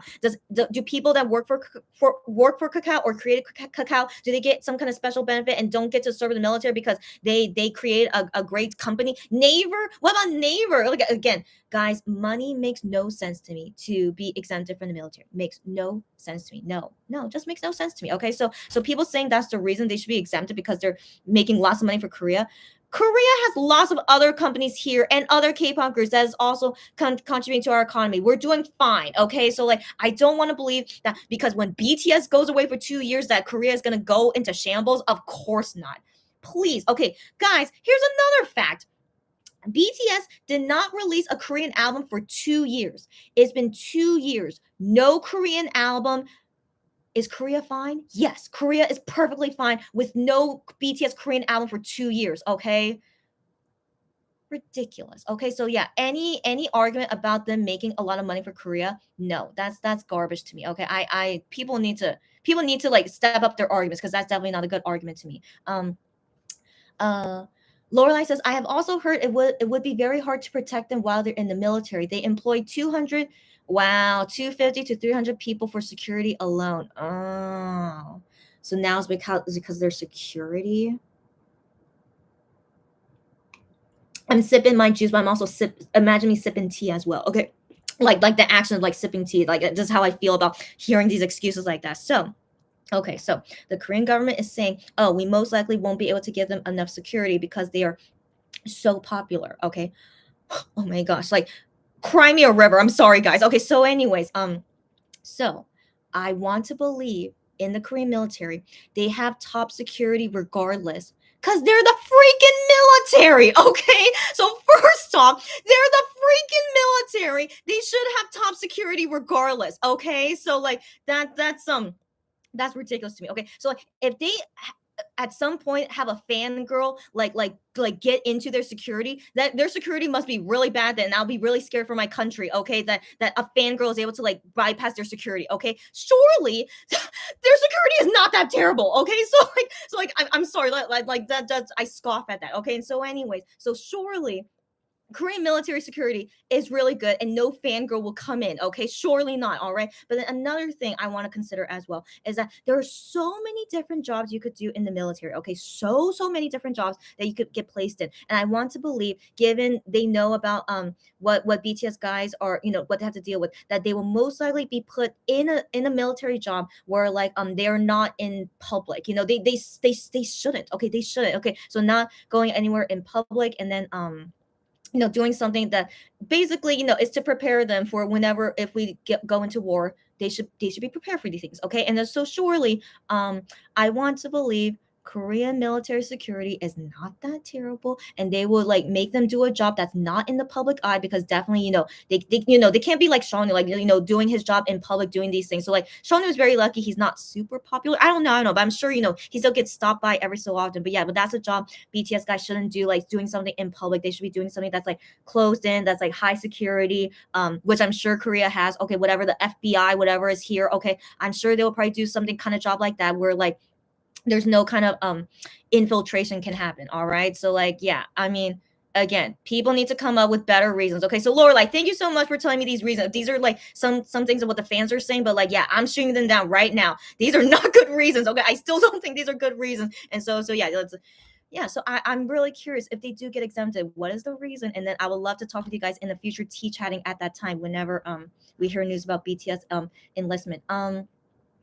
Cherry says, I've seen those articles and I am sick of reading so many articles about BTS. Yeah, I feel you, girlfriend. Even in Korean news, as you guys know, I read the Korean news every so often. Yeah, I see it in the news as well about like BTS and like these military things. I'm just like, okay. I'm like, why is this even in the news? But sadly, it has to be, because everyone's very curious. What is BTS going to do about their enlistment? Because they're already reaching that age. There's an age limit of when you have to enlist in the military. So they're already reaching that age. And so, just ridiculous to me. That's all I have to say. Sarah says, I don't understand why this discussion is still going on when BTS members apparently already said they want to serve the military. If the subject of this talks really doesn't want to be exempt, yeah, that's what I'm saying. Why are they still considering it? That's what I'm saying. Oh my gosh. when I read that article saying how like BTS members are willing to serve the military, like that's no question, okay? But still, they are trusting the company to deal with their military stuff. Like that's what the article said. Like BTS is trusting their company to deal with their military things. So that's why they're still doing the work that they're doing right now. They're just trusting the company. Like when they say to go to the military, they will go based on what their company decides. Okay, so that's what they said. And so the company decision is that we're waiting until the government decides on this, and then we'll decide what to do about BTS military enlistment. That's basically what the article said. And I'm just like, huh, okay. So, in my opinion, BTS members, if they really wanted to go to the military, they would not say, we leave the decision to the company.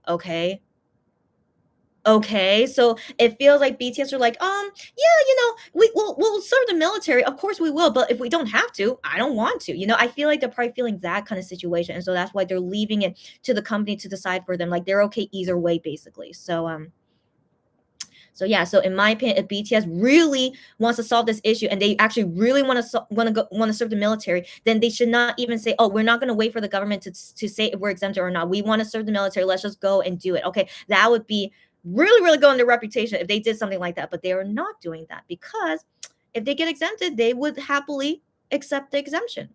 So yeah. Anyways, Lorelai says total estimated $7 billion a year to South Korean economy. Okay, yeah, okay.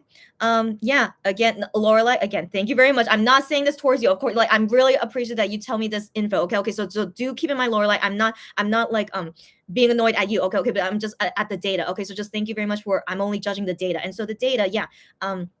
That they make $7 billion a year. Okay, but I mean, again, guys. Oh, right now it's 1:00 time. Woot woot woot. Happy 1:00 time, and I need to go soon, guys. Okay, but anyways, but yeah. So any info that they say like it's because they give so much money to Korea. It's like again. I would rather see a fact, like it's not a fact, but like research. Like if we don't have BTS money, if we don't have BTS money, is South Korea gonna be poor? Of course not. There's no evidence of that, right? If we don't have this BTS money, is Korea gonna go into shambles?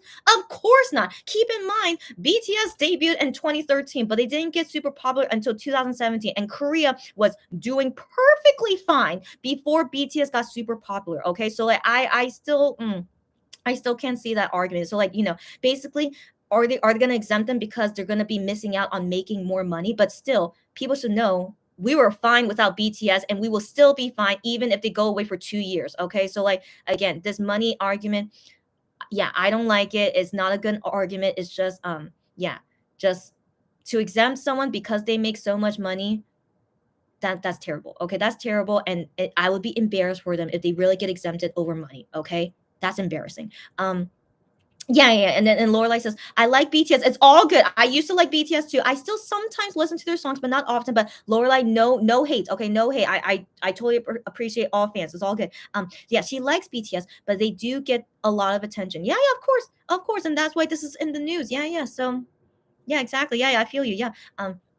Cherry says, if BTS members don't serve, I think there would be a backlash from the public. There should be. There should be. And I think they will serve. They have talked about enlisting. Yeah, I want to believe they will. But then, yeah, but the thing is, they are waiting to see if they get exempted. And so if the government exempts them, it's really not going to be a good look on them, And so, yeah, is BTS really okay with that? So I'm really like, it would be best like really, really best for the reputation if they say, oh, we're not going to wait for the government. We all want to serve the military right now. Let's go serve the military. Oh my gosh, their reputation would be amazing. Okay, I would admire them a lot if they did it, like kind of like what Taehyun did, as you guys know, right? So if they did that, just close this whole situation. Okay, just finish this, go serve the military, and your reputation will be amazing. But instead, they want to wait and see if they get exempted. I'm just like, so right now your reputation is not that great that you're even considering waiting on this exemption. Okay, so. Yeah. So, Lulu says BTS are Korean citizens and being part of Korean society. Yes. They are required to do their duty. Yes. It's the law. Yeah. As a Korean citizen, you have to do your military duty as a male Korean. We international fans need to respect that. Got that right, Lulu. Got that right as well. So, like, yeah, with certain international fans, like not respecting. Like I have met them before as well, met them in person before. Like they said, like, oh, I really wish Korea does not have military enlistment because I don't want to like go missing of my singer for 2 years. And like when I meet those people that say that to me, I'm just like, first off, you are not Korean. You're not living in Korea. Why would you say that you wish that the military enlistment is over because you want us to go back to war again? Like, do you know how serious it would be if we don't have our military right now? So like, sometimes I really think like some of those fans that say those things, like they're so selfish and they don't understand that we have to have this. We are still kind of in a war. In all honesty, I know it's kind of scary to think about. Like, surely we're not going to go to war anytime soon. Hopefully never. Okay, hopefully never. But yeah, but right now, Korea as a country, South Korea, and you guys know there's North Korea. Like, we have to have military enlistment. So it's like really crazy how like some people saying like, oh, I wish it can end. I'm like, no, it can never end. Even if we get some kind of peace. I don't know if this peace will ever happen, but anyways, yeah. So it's just yeah. But anyways, all 7 BTS guys, they're all Korean citizens. It's the law that they have to serve the military, but for some reason, because they are so famous in USA, they're considering getting exempted. Makes no sense to me, but yeah, but international fans, of course, must be so happy about this. Like, oh my gosh, because they're so famous overseas, that's why they're gonna get exempted from the military. That's such a great thing. I mean, like, you don't need to you should not be saying that. You don't know how it's like living in Korea and like about why we have the military. So it's just so crazy to me. It's like people saying that it's going to be so good that they don't serve the military. I'm like, no, it would actually be really really bad if they don't serve the military. So yeah, so people, anyone who's not living in Korea, they really they should not say these things if you're not living in Korea. Sherry says, I like them too, but every day there's at least one article about them. Yeah, I know it. Yeah, so I kind of got over them. Yeah, I feel you. I feel you. Sarah says, not a lot will give up their US. Yeah, that's what I'm saying, girlfriend. Give up their USA citizenship for the military. Taecyeon surprised a lot of people with his decision. Yep. Yep, but he did the right thing though. He did. So I really, really admire him for that. Yeah. Sherry says, I remember the photos when Taecyeon finished his enlistment and came out. Fans were so happy, and also he looked huge. Dang, good to know. And also, Chair, I'm shocked you even knew saw those photos, because that was like, how long ago was that? That was a couple years ago. So, Cherry, you were really good with like history and stuff. Cherry says, yeah, I think he made the right decision. Yeah. And then Lulu says, I will really resent them if all of MX and Wano will serve and BTS doesn't. Yeah, Steve Yoon. Is it Steve Yoon or Steve Yu? Yeah, but I know that guy. Yeah. Ran from his service and tried to return to South Korea, and they banned him from returning. Yes. So that guy, I forgot his full name, but Steve guy, that Steve guy, he was so famous in Korea. Okay, I wasn't a fan at that time, but I just hear this from my older Korean friends, how like he was so famous.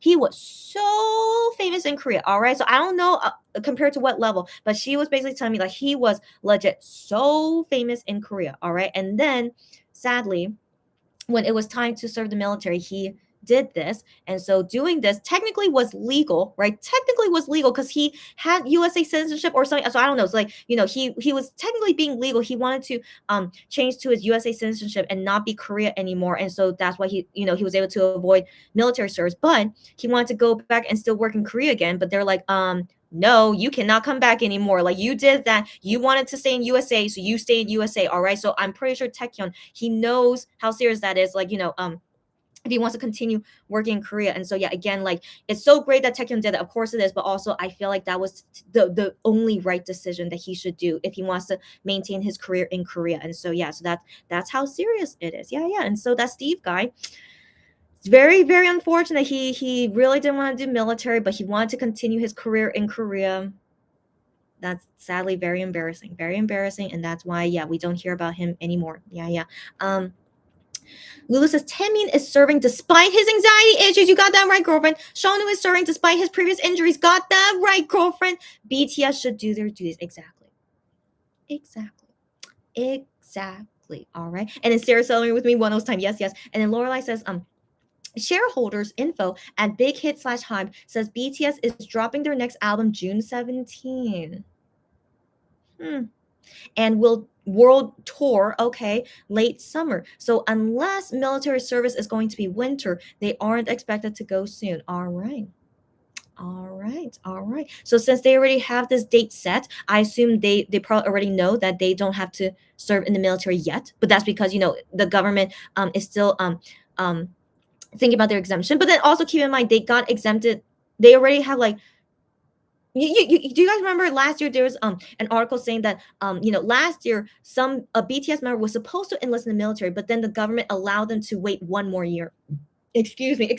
So basically extended their extended their time to not enlist in the military yet. And so I do believe that article said all of 2022 they do not need to enlist in 2022 at least. So then basically saying that their deadline would be end of 2022. And so that makes sense. Yeah, they of course like have this schedule going on. And so yeah, so anything about concerning the military they will talk about at the end of this year when their time is up for now. But then who knows if the government says, okay, you get one more year extension. Who knows? And yeah, so that's the status of them right now, and also seeing if they will get exempted. Yeah, so that's why they're still going to be working. Yeah, but again, I still think it's a dumb excuse if they say it's because of money, that's why they get exempted. So we'll wait and see. Or she says world tour with 6 members. No, I don't think it'll be with 6 members. It'll still be with 7. They have they don't have to serve the military, at least not until the end of this year. So yeah, they're all good. Yeah. Lulu says Hype has so many other revenue streams, and BTS hasn't released a Korean album in years. That's what I was saying earlier. That's what I was saying, girlfriend. They did not release a Korean album for 2 years, and Korea is still doing fine. All right, so yeah, that's what I'm saying. Lulu says, given how scary things are in the world and the instability in China and North Korea, yes, and Russia as well, that affects us too. Yeah. South Korea needs enlistment to keep the border state. Exactly. Thank you, Lulu, that you understand this. Yeah. So yeah, when I see random K-pop fans saying like, "Oh my gosh, I wish we didn't have military service," like blah blah blah. It's like, okay, then how about you try to make world peace then? Okay, if you can make the world peaceful, then we won't need military service. All right. So it's like yeah, when I see fans that say that and like they get happy when a singer doesn't have to do military service, I'm like, okay, yeah. So yeah, you guys get me. Yeah. Lorelai says, I have heard all BTS members have had their physicals for their military service. Really? Really interesting. So they already did their physicals for it. Okay. Hmm. But yeah, I wonder if what they'll say about that, and like if that helps with like whether they get exempted because they have a really bad health thing. I mean, that does happen. If someone has a really, really, really bad health reason, then they could get exempted. So I think maybe that's why they got their physicals. But I want to believe none of them have anything that's like a big health reason to get exempted. At least I don't think so. But yeah. Unico says, technically the Korean War never ended. Yeah, that's what I'm saying. That's what I'm saying as well. Yeah, just pause indefinitely. That's what I'm saying. Like, that's why I mean, even though we're not in war right now, as you can see, we're not in war right now, but it technically didn't end. Yeah, that's what I mean. Like, that's why we had the military service. Yeah, it happened after the Korean War, but still after the Korean War, it didn't really end. We're still it's just paused. Yeah, it's just paused. And so it's been this way for the past 70 years, but yeah, it's only been 70 years, so like we still have to be the world is not a safe place, as you guys know. There are other wars going on right now. And so yeah, so I always hope living in Korea will always be safe, but it's not. And so anyways, yeah, so just this whole thing about these 7 guys are like so amazing that they could be exempted from the military. But I'm like, okay, fine, I guess we don't really need these 7 guys, but just their reputation as singers and as a citizen of Korea, that they get exempted from the military. And like, if a war does happen, hopefully not, if a war does happen, they cannot save their country. I'm like, that's just embarrassing to me. Okay, that's just embarrassing. So it's just really crazy to even consider that they should be exempted for whatever reason. And just good luck to BTS and their reputation if they do get exempted. And we'll talk about that at that time, whenever whatever happens. Sarah says, that's what's confusing, since if they are really planning to enlist, why is this an ongoing discussion? Yeah, but like I said, as of right now, 2022, they're not. They're okay. They're okay at least until the end of 2022, and then we'll see. Yeah. Lorelai says, I have no idea. I think it affects their shareholders and stocks. Okay. I guess so. Yeah, again, it seems like the only issue is because of money. And as you guys know, money makes people evil. I do think that. And so like this is like just something really, really terrible, because all about money. And yeah. That's really terrible. That's all I have to say. Just really terrible. Yeah. Jin is 1992. That's right. He's December 1992. That's right. If he is allowed to tour, he is really being allowed to push back his enlistment for a very long time. Got that right? Yeah. Lorelai says, I heard stock dropped after the Grammys because all the news outlets were going on about possible enlistment. Interesting. Okay. Interesting. Well, I mean, what can we do if they really care about money that much? I mean, what can I do? Okay, what can I do? But if that is the reason that they get exempted, My like not that I didn't have a bad feeling about BTS to begin with, but like if really they get exempted only because of money, I would be like, I really don't want to support any of their music anymore. Not that I didn't to begin with. I mean, I only listen to their songs on streaming and stuff, but I mean, I would really not want to listen to any of their songs at that point, knowing that they got exempted like that. So whatever. Okay. Whatever. Yeah, if money really is that important to them, instead of like serving their lawful duty and saving the country if they need to in the future. Like they're still all young guys, okay? Like, who knows what will happen in the future, if something happens, except they will not be able to help the country. So because they're very important singers that need to make all this money and they can't serve the military, blah blah blah. Anyways, as you guys see, I think it's really ridiculous. Okay, it's just really ridiculous, and we just have to wait and see. Lulu says Taiwan also has military service as well, and all her male cousins have served. Okay, good to know, because Taiwan, of course, anyone could take over them at any moment. So yeah, I do agree. Yeah, it makes sense that Taiwan has a military service. I know Singapore as well has a military service, and so yeah, and they all serve. Yeah, yeah. As you guys know, it's very important. It is very important. Not only Korea does it, lots of other countries has it as well. And yeah. Anyways, I'm gonna read Sarah's DMs. Let's go ahead and wrap this up soon because I need to go soon anyway. Let's wrap this up and then reading you guys DMs, and let's talk about some fun stuff to wrap things up. Okay. Oh wow, she sent me a lot. Oh my gosh, Sarah, why you send me all this? Okay. So first, first is the Pangchan video call. Yeah, and someone recommends him "Losing You" by Wano. Oh, this has subtitles on it. But I can't hear him regardless. Yeah, about Stray Kids 4-year anniversary, I assume. I know, but playing "Losing You." So is this Stray Kids fan also a Wano fan? I assume. Yeah, so she's just saying really nice things to him, and then I recommend this song to you. And then Pang Chan's like, okay, I'll record it. Like write down the song.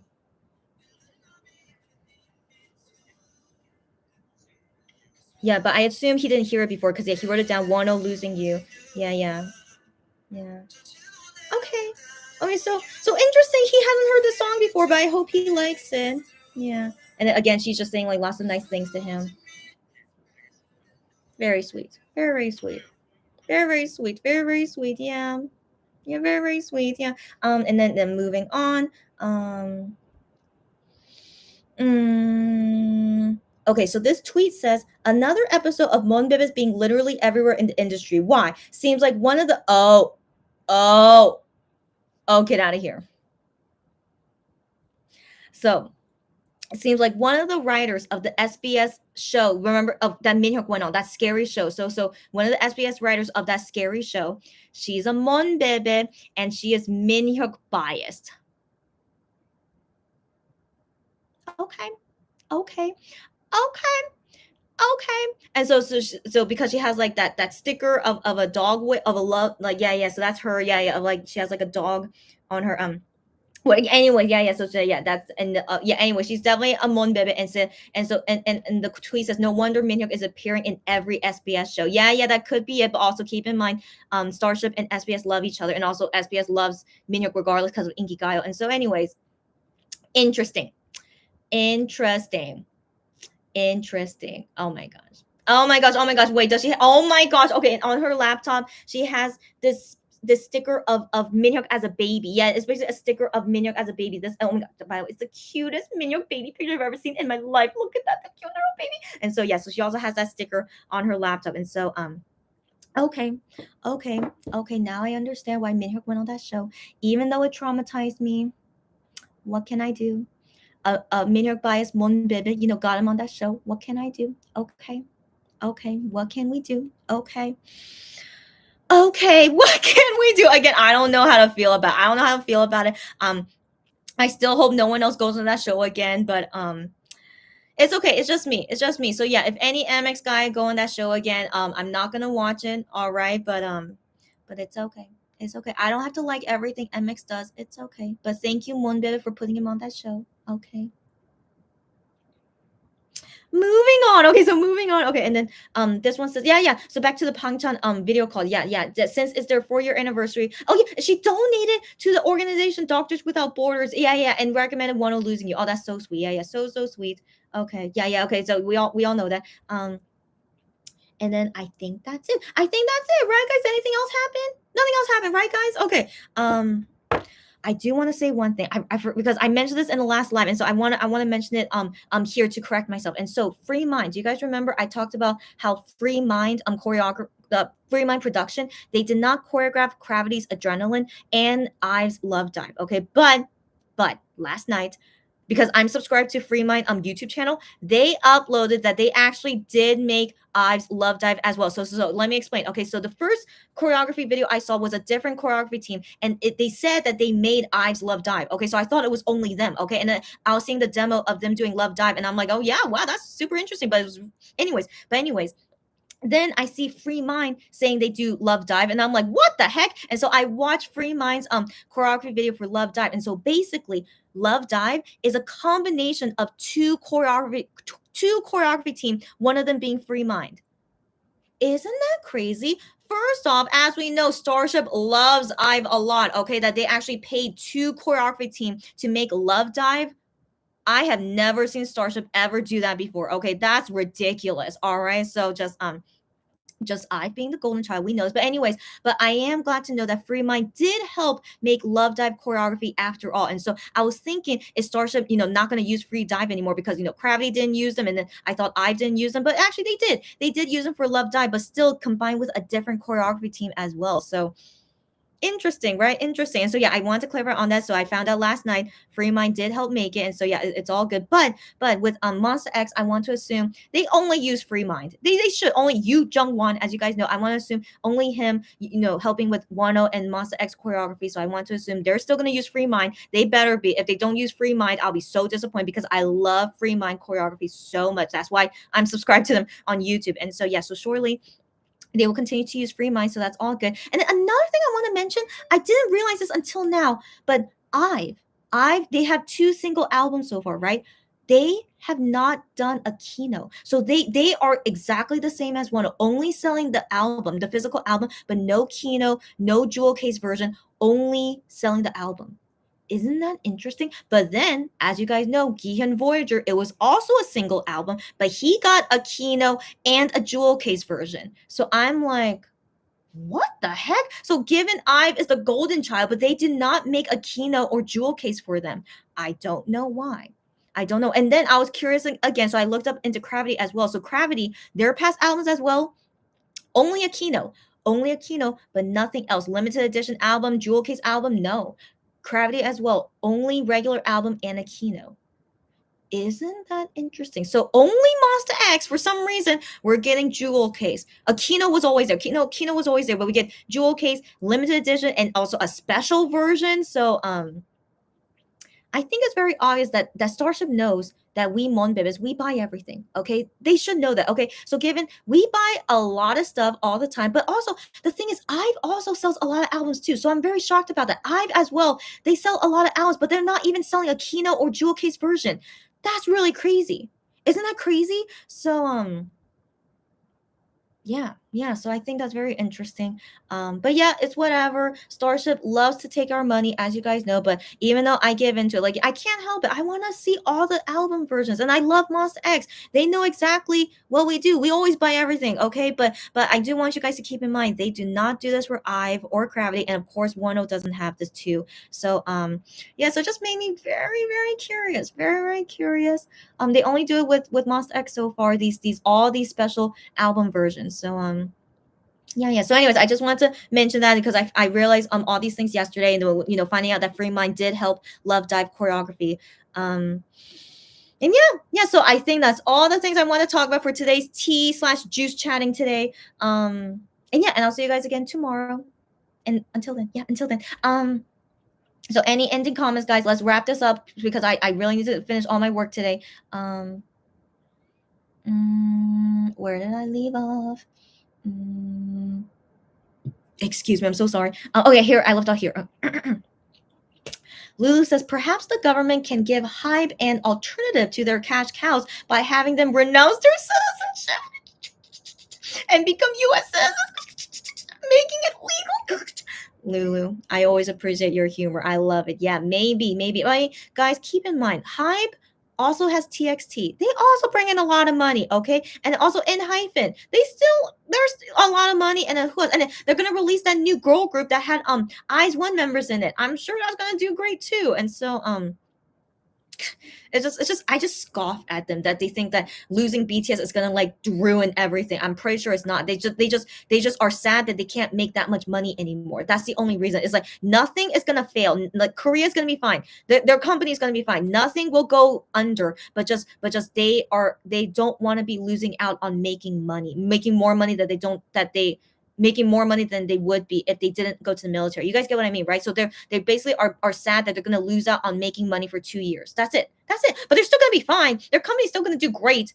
But yeah, they don't want to lose out on this money for 2 years. I mean, come on. How selfish and greedy can you be? Like, are you kidding me? So yeah, it seems like that. And so anyways, we'll wait and see if they do get exempted or not, but that's just freaking stupid. All right. Cherry says, I didn't send any DMs today. I know, girlfriend, don't worry about it. I need to go send anyway because I knew Sarah would send everything I wanted to. I'm sure she did. So it's just so funny. Yeah. Lulu says, I feel like all the members had the same chubby boy face when they were babies. So cute. Oh my gosh, I know the MX guys, right? Oh my gosh, can we look at that picture again? He was so cute as a baby, and also that he always wore like bandanas or hats when he was a baby as well. It's so freaking cute. I was tempted actually, guys. That fan that made that sticker design. So I should find that sticker design because I saw on my Twitter she was selling it, right? She was selling it like the sticker and a keychain, and I was so tempted to buy it. I was so tempted to buy it because it's so freaking cute. All right, so yeah. So wait, where is it? Okay. Yeah, it's so freaking cute because it's based on this baby picture of him. Like I still can't get over how cute he was in this. Look how freaking cute he is, right? And so I'm sure you can't see it too well, but you could kind of wait, you kind of see, yeah, this that sticker base. Oh my gosh, it's such a cute sticker. And so yeah, she made a sticker and a keychain. I was so tempted to buy it, but I decided not to because what the heck am I gonna do with it? Like just look at it because it's so stinking cute? No, so I decided against it to buy it. But every time I see that photo of Minhyuk as a baby, so stinking cute. But yeah, all of them, yeah, all like very, very cute baby chubby cheeks. Yeah. So stinking cute. Sarah says, I hope Bang Chan will share his thoughts about losing you. If ever he does, yeah, Sarah, let me know. I will love to hear about it. Yeah. That's right, Lulu. Wano had 4 choreographers do Eye on You. That's right. But 3 of them are from Free Mind. 3 of them from Free Mind, and then 1 randomly of Hoshi. Like he just contributed like a tiny bit, just a tiny bit, but mainly are the 3 guys in Free Mind. So there's still only Free Mind production, yeah, of Wano Eye on You. Lulu says, what is so special about those keynotes? So I did an unboxing of it. I don't know if you saw it, but nothing special about it. Basically, it's a special photo card. And then you get lots of photos inside. And then that keynote device is so that you could listen to it. You can listen to the album on like any kind of digital device. So like instead of like a CD, so like if you don't have a CD player, then a keynote is best for you. So you could download the album like into your digital device without a CD. So that's the only reason why a keynote exists. I have never used it because as you guys know, I buy all the different albums and I also have a CD drive for my laptop. So like I'm fine with that. And also I stream it on Melon, as you guys know. So anyways, yeah, I never ever used a keynote before, but I only buy it just because I'm curious how it is. I'm curious how it is, and just keeping like the cute little box and like all the photos in it and like the special photo card. That's the only reason why I buy it, but I have never ever used any of the keynote devices before. Yeah, so it's only to buy it because it's a cute little thing. That's the only reason I buy it. Yeah. Sarah says Monster X also got those special versions and jewel cases just recently, and yeah, Weird Eye didn't get a kit version, but maybe they will get kit in their future comebacks. I guess, but yeah, this is their second single album, but still they never sell a kit version. And given they're so popular, I'm shocked why they don't make a kit version for them. So I don't know. Maybe it's because they're still young. I don't know. But yeah. So far, Monster X is the only one to get it. And yeah, they only started the jewel case version ever since No Limit album. So yeah, after No Limit album, and then they do the same thing for Gion Voyager album, and then of course they would do the same thing for Shape of Love. So yeah, that it only started since then. But still, the other groups, Gravity and IVE, even their new albums right now, they still don't do it. Yeah. So just interesting, right? Just interesting. They only do it for Monster X. And I really wonder if it's because Starship knows that it would always sell well because, we always will buy everything. But I feel like every K-pop fan is the same. Wouldn't Gravity fandom, I fandom, wouldn't they be the same? They want to buy everything. So it's kind of confuses me because Starship would always want to make the most money as much as possible, right? So I would think they would make different versions all the time, because it's gonna make lots of money, but they didn't. So not even for Wano, as you guys know. So I just really wonder why they only do for Monster X. Yeah. So yeah. Anyways, just something to think about. I wish we could understand Starship, but I doubt it would ever happen. But yeah, these are always questions I have about Starship. What exactly are they doing? I don't know. I don't know. Cherry says, "Why does everything that Starship does make me feel suspicious?" Cherry, I'm always like that. As you know, Cherry, every time when I come do these tea chatting time with you guys, I'm always suspicious. Yeah. Yeah. I don't know. Yeah, because it always makes me have so many question marks. I can't understand why they do things like this. Yeah. Lulu says, I saw the variety show of Ives Dorm. Oh my gosh, I did too. I didn't watch the show, but I saw the tweets about it. I saw the tweets about it, and yeah, and I saw that some people were comparing it to MX Dorm as well. Oh my gosh, that's a tea chatting for another time, guys. Okay, that's for next time. Okay, guys, but let's talk about it briefly here. And so she said, the three oldest members have their own room, while the three youngest ones dorm in one room. That have these tacky partitions. Yeah, yeah, separating beds. Yeah, yeah. And the dorm had a view of the Han River. Yeah, yeah. Any apartment or house that has a view of the Han River is very, very expensive, by the way. And Lulu says they watched Monster X on a music show promoting Rush Hour and were singing and dancing to it, talking about sucking up to seniors. Of course, of course.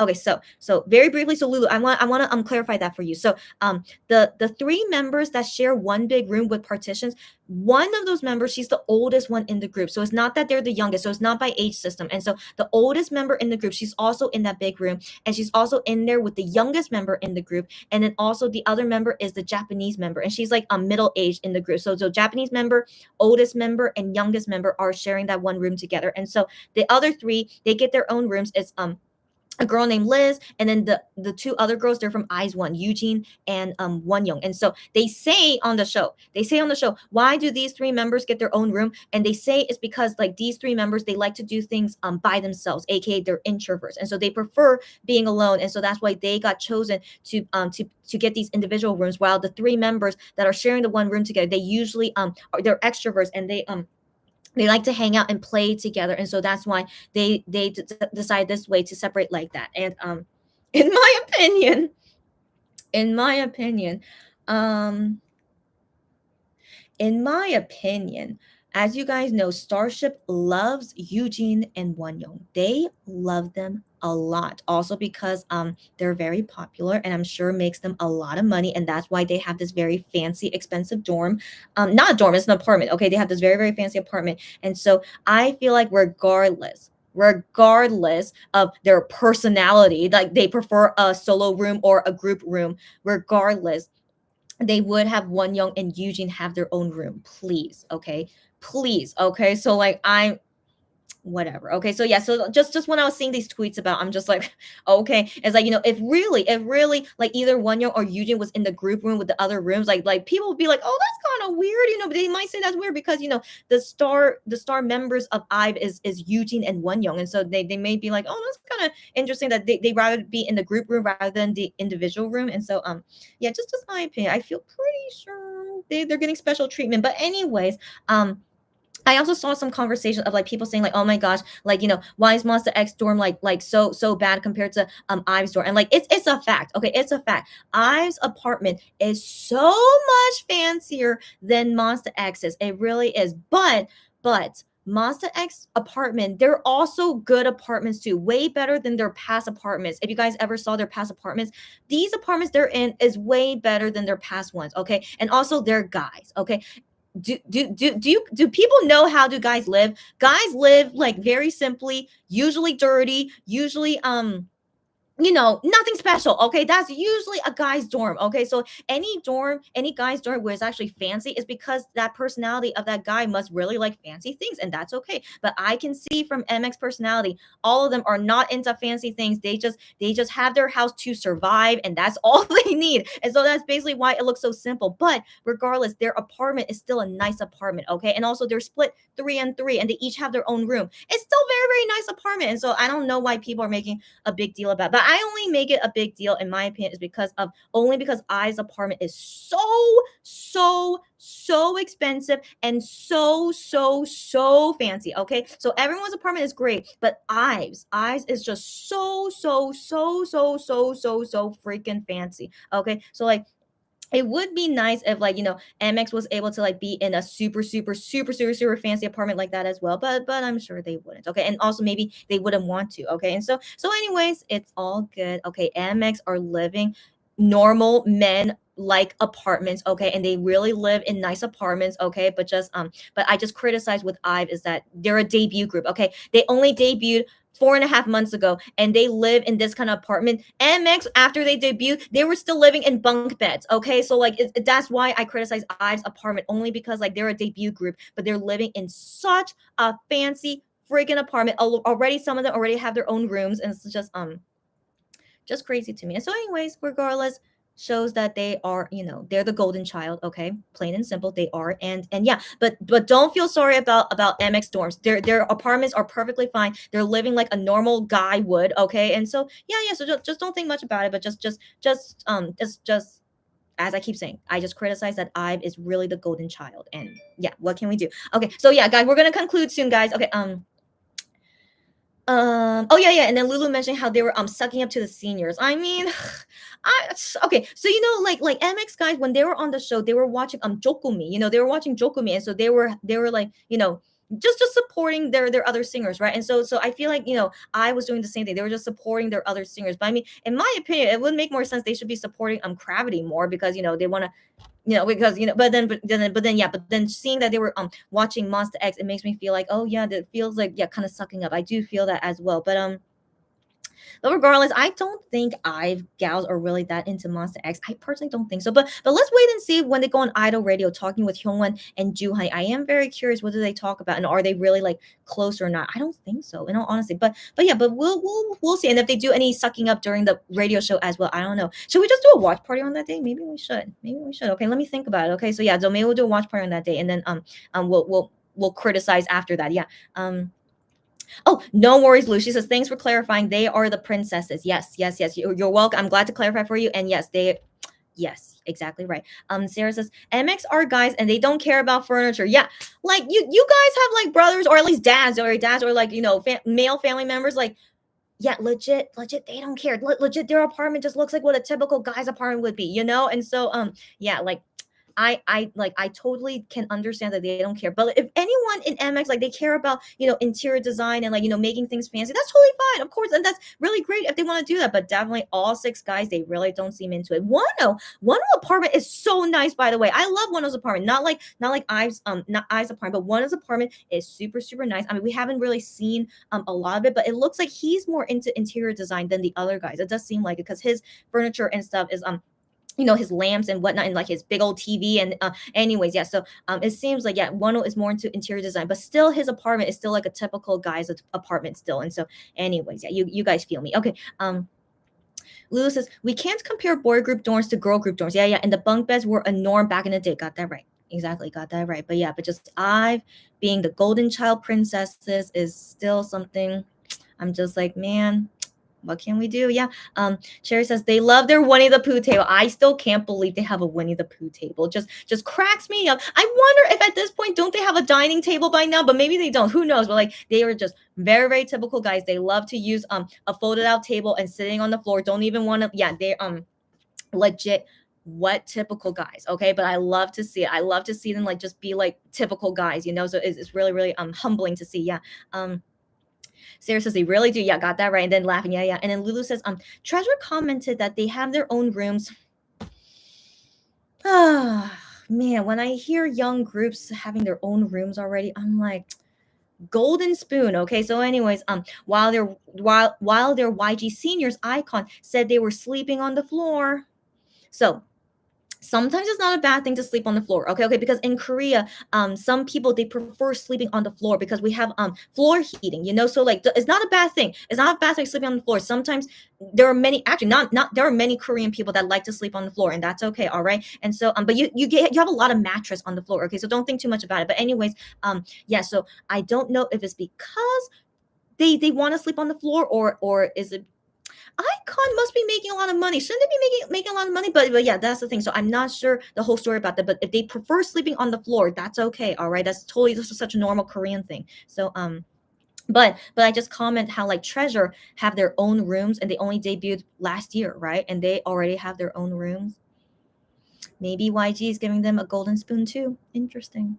Interesting. But then again, I know Treasure is really popular and they sell a lot of albums. That's the thing. I do know that. So interesting. Lulu says, "Oh my gosh, the snoring dorm and their table. Okay, their table, while the non-snoring dorm has a proper coffee table. Yeah, that's the thing. None of them have a proper dining table, but at least non-snoring dorm has a coffee table. Yeah. But then snoring dorm they rather have the fold out tables. Yeah, I know. Again, they're such typical guys. That's all I can say. Just very, very typical guys. Yeah, tables. Okay, I got what you mean. Okay. And then Lulu says, Wano has a very black and white theme in the whole place. Yeah. He actually has like a table to eat. You guys know. Yeah. So yeah, you guys have seen it before, of course. Yeah. So yeah, I feel like Wano is definitely more into furniture and interior. So like he even says he bought from IKEA, as you guys know. Yeah. But then the other six guys, yeah, and they don't seem interested at all. Yeah. As you guys know. Yeah, isn't it so interesting? Yeah. So I wish Wano could be living with the guys again, because yeah, it's so different without Wano living with them. But now we see like really their personalities and how they live. Yeah. Um um, Cherry says, I know the difference in personalities. Got that right. And then Sarah says, I wonder how Wano's new apartment will look like if he ever moves out soon. I know. He said he was planning to, right? Yeah. I wonder what it's gonna be and like why he wants to move. But I remember he was complaining about construction in his apartment building. But yeah. I can't wait for him to vlog about it. And he said he would vlog about his moving in day and stuff. Yeah, I can't wait for whenever that would happen. Cherry says, I do seriously love Wano's apartment. Is minimalistic, but very Wano with the black, white, and grays. Excuse me. Yeah, I totally agree. Yeah, it's minimalistic, but still it's very nice looking. He had thought into the decorating of it, while the other guy's dorms is not really that much thought. You know what I mean? So yeah, so it's just very interesting. Yeah. But I do like Wano's style, by the way. His style for his house, I think, is very nice. Oh, I have not seen you before. Hello, Miss Mooney Mooney. Okay. Welcome, Miss Mooney Mooney. Okay. And I think they are a lot out. Okay, they go out a lot. That's right. They do go out a lot. Yeah, but they also talk about how they like staying in their house as well. And so, like, regardless, they like things both way, but also like when they like staying at their house, they like doing simple things like playing games, working out, watching TV. Like you don't need lots of stuff with doing that. And so and then and work, and then coming just to sleep and eat in the dorm. That's exactly right. Yeah, and they're also having busy schedule all the time. And so why do anything in your house? Exactly. But they do mention that they like doing things in their house as well, but still they do minimalistic things all the time. Yeah. While Wano, I guess, since he has lots of time, he could decorate his house. I don't know. As you guys know, Wano, of course, has more time, but these days he's busy though. But still, it still seems like that Wano cares more about design in terms in general of his house. Lewis says, is it a thing for dudes to eat on the floor like that? So I don't know if it's a thing for dudes, but I do know in Korea in general, like having a table put out and like eating on the floor and like not having chairs is definitely a very typical Korean thing to do. But then in a family house, usually it's like a dining table and chairs. At least all the family houses I've been to is like a dining table and chairs because you have a family. But I feel like if you're like living alone or like living only with your friends and stuff, that you don't really want to invest in that. It's like we're perfectly like content with just a fold out table and then eating on the floor, which is a Korean like thing to do. And so yeah, so I want to believe it's just because of like not being in a family, living alone or with friends, that's why they're comfortable like that. Yeah. I mean, for me personally, I prefer to eat on a table. Okay, I prefer that. But the thing is, if maybe I have guests over to my house, yeah, like back in the day, like pre-COVID. Okay, if I have friends over to my house and like actually like our table's not like super big since we're a small family, and so yeah, so if I want to bring like friends over to like eat here, then I would pull out our fold up table and then we will all eat on the floor and then eat together. So yeah, it's just such a Korean thing. Yeah, such a Korean thing, but also that yeah, just depends on your house. Yeah, since we're not like a huge family here, so that's why I have things like that. So yeah, so I can't say it's only for dudes. I think it's like a Korean thing, that the we, we're not, like I want to believe it's a Korean thing. Yeah, at least with all the houses I've been to as well. Yeah, yeah. Usually they don't have a dining table unless they're a family, or maybe that person. I did go to my friend's house one time, and she didn't really like live with her family, but like she had a dining table though. But maybe she just prefers that. I don't know. So it depends on each person. It depends on each person what's convenient and easy for you. Yeah. So for me, sometimes I would when guests come over, yeah, we would eat on the floor and with the fold up table. So yeah, yeah. So it depends. It just depends. Yeah, yeah. Um. Oh, is that it? Okay, okay, is that okay? Okay, so I think that guys, thank you so much for joining me on this tea chatting live. Long time no see, but as you guys know, in the future will be more tea chatting. And also, do you guys? Oh, wait! Cherry sent me a DM. Okay, let me see this, and then yeah, and then I'm gonna go soon. Oh, oh, okay. She sent me this image. Okay, okay. Is okay, so it's like this kind of like graph. I don't know if you guys have seen it on your timeline before, but I've never seen this before. So like Minhyuk is on top with who is like firm fan and artist boundaries, and then it's Hyungwon, and then Juhani, and then Shonu on the bottom corner saying parasocial flirting as a joke, watching fans go slightly insane for entertainment, similar to watching an exotic animal behind glass. That's true. That's true. I relate with that. And then I am is in the middle there, and then Wano and Gian are on one corner together where it says has a doctorate in parasocial relationships. I see. It's like the different levels of I see. That's exactly right. That's exactly right. I agree with this graph. That's right. That's exactly right. Yeah, that's kind of funny. That's actually kind of funny. And so yeah. Okay, so I was gonna conclude it. What was I talking about before concluding? Oh no, I totally forgot. Oh no, what was I gonna say? Oh no. Okay, I just remember. Okay, so yeah. So thank you for joining today's tea chatting. And so in the future, I don't know when, but like maybe while I'm recovering from my vaccine, I want to assume I'll do more lives because I have nothing to do. But yeah, but in the future lives, I really want to start a new segment where again, remember guys, I really want to talk to you guys about the sesame leaf debate, which needs its own live. Of course it should. Okay, so I want to talk about the sesame leaf debate, and remember, I still want to do a live about talking about relationships and dating. I know, guys, I still haven't done that live yet, but I really hope sometime soon, yeah, we'll be able to talk about that. Most likely it'll be after my birthday. I have a feeling it'll be after my birthday. But anyways, yeah. I still want to do like lots of chatting and talking and things about those topics. But most of the time we're gonna be talking about the teaser things before the comeback on April 26th. Is 10 days from now.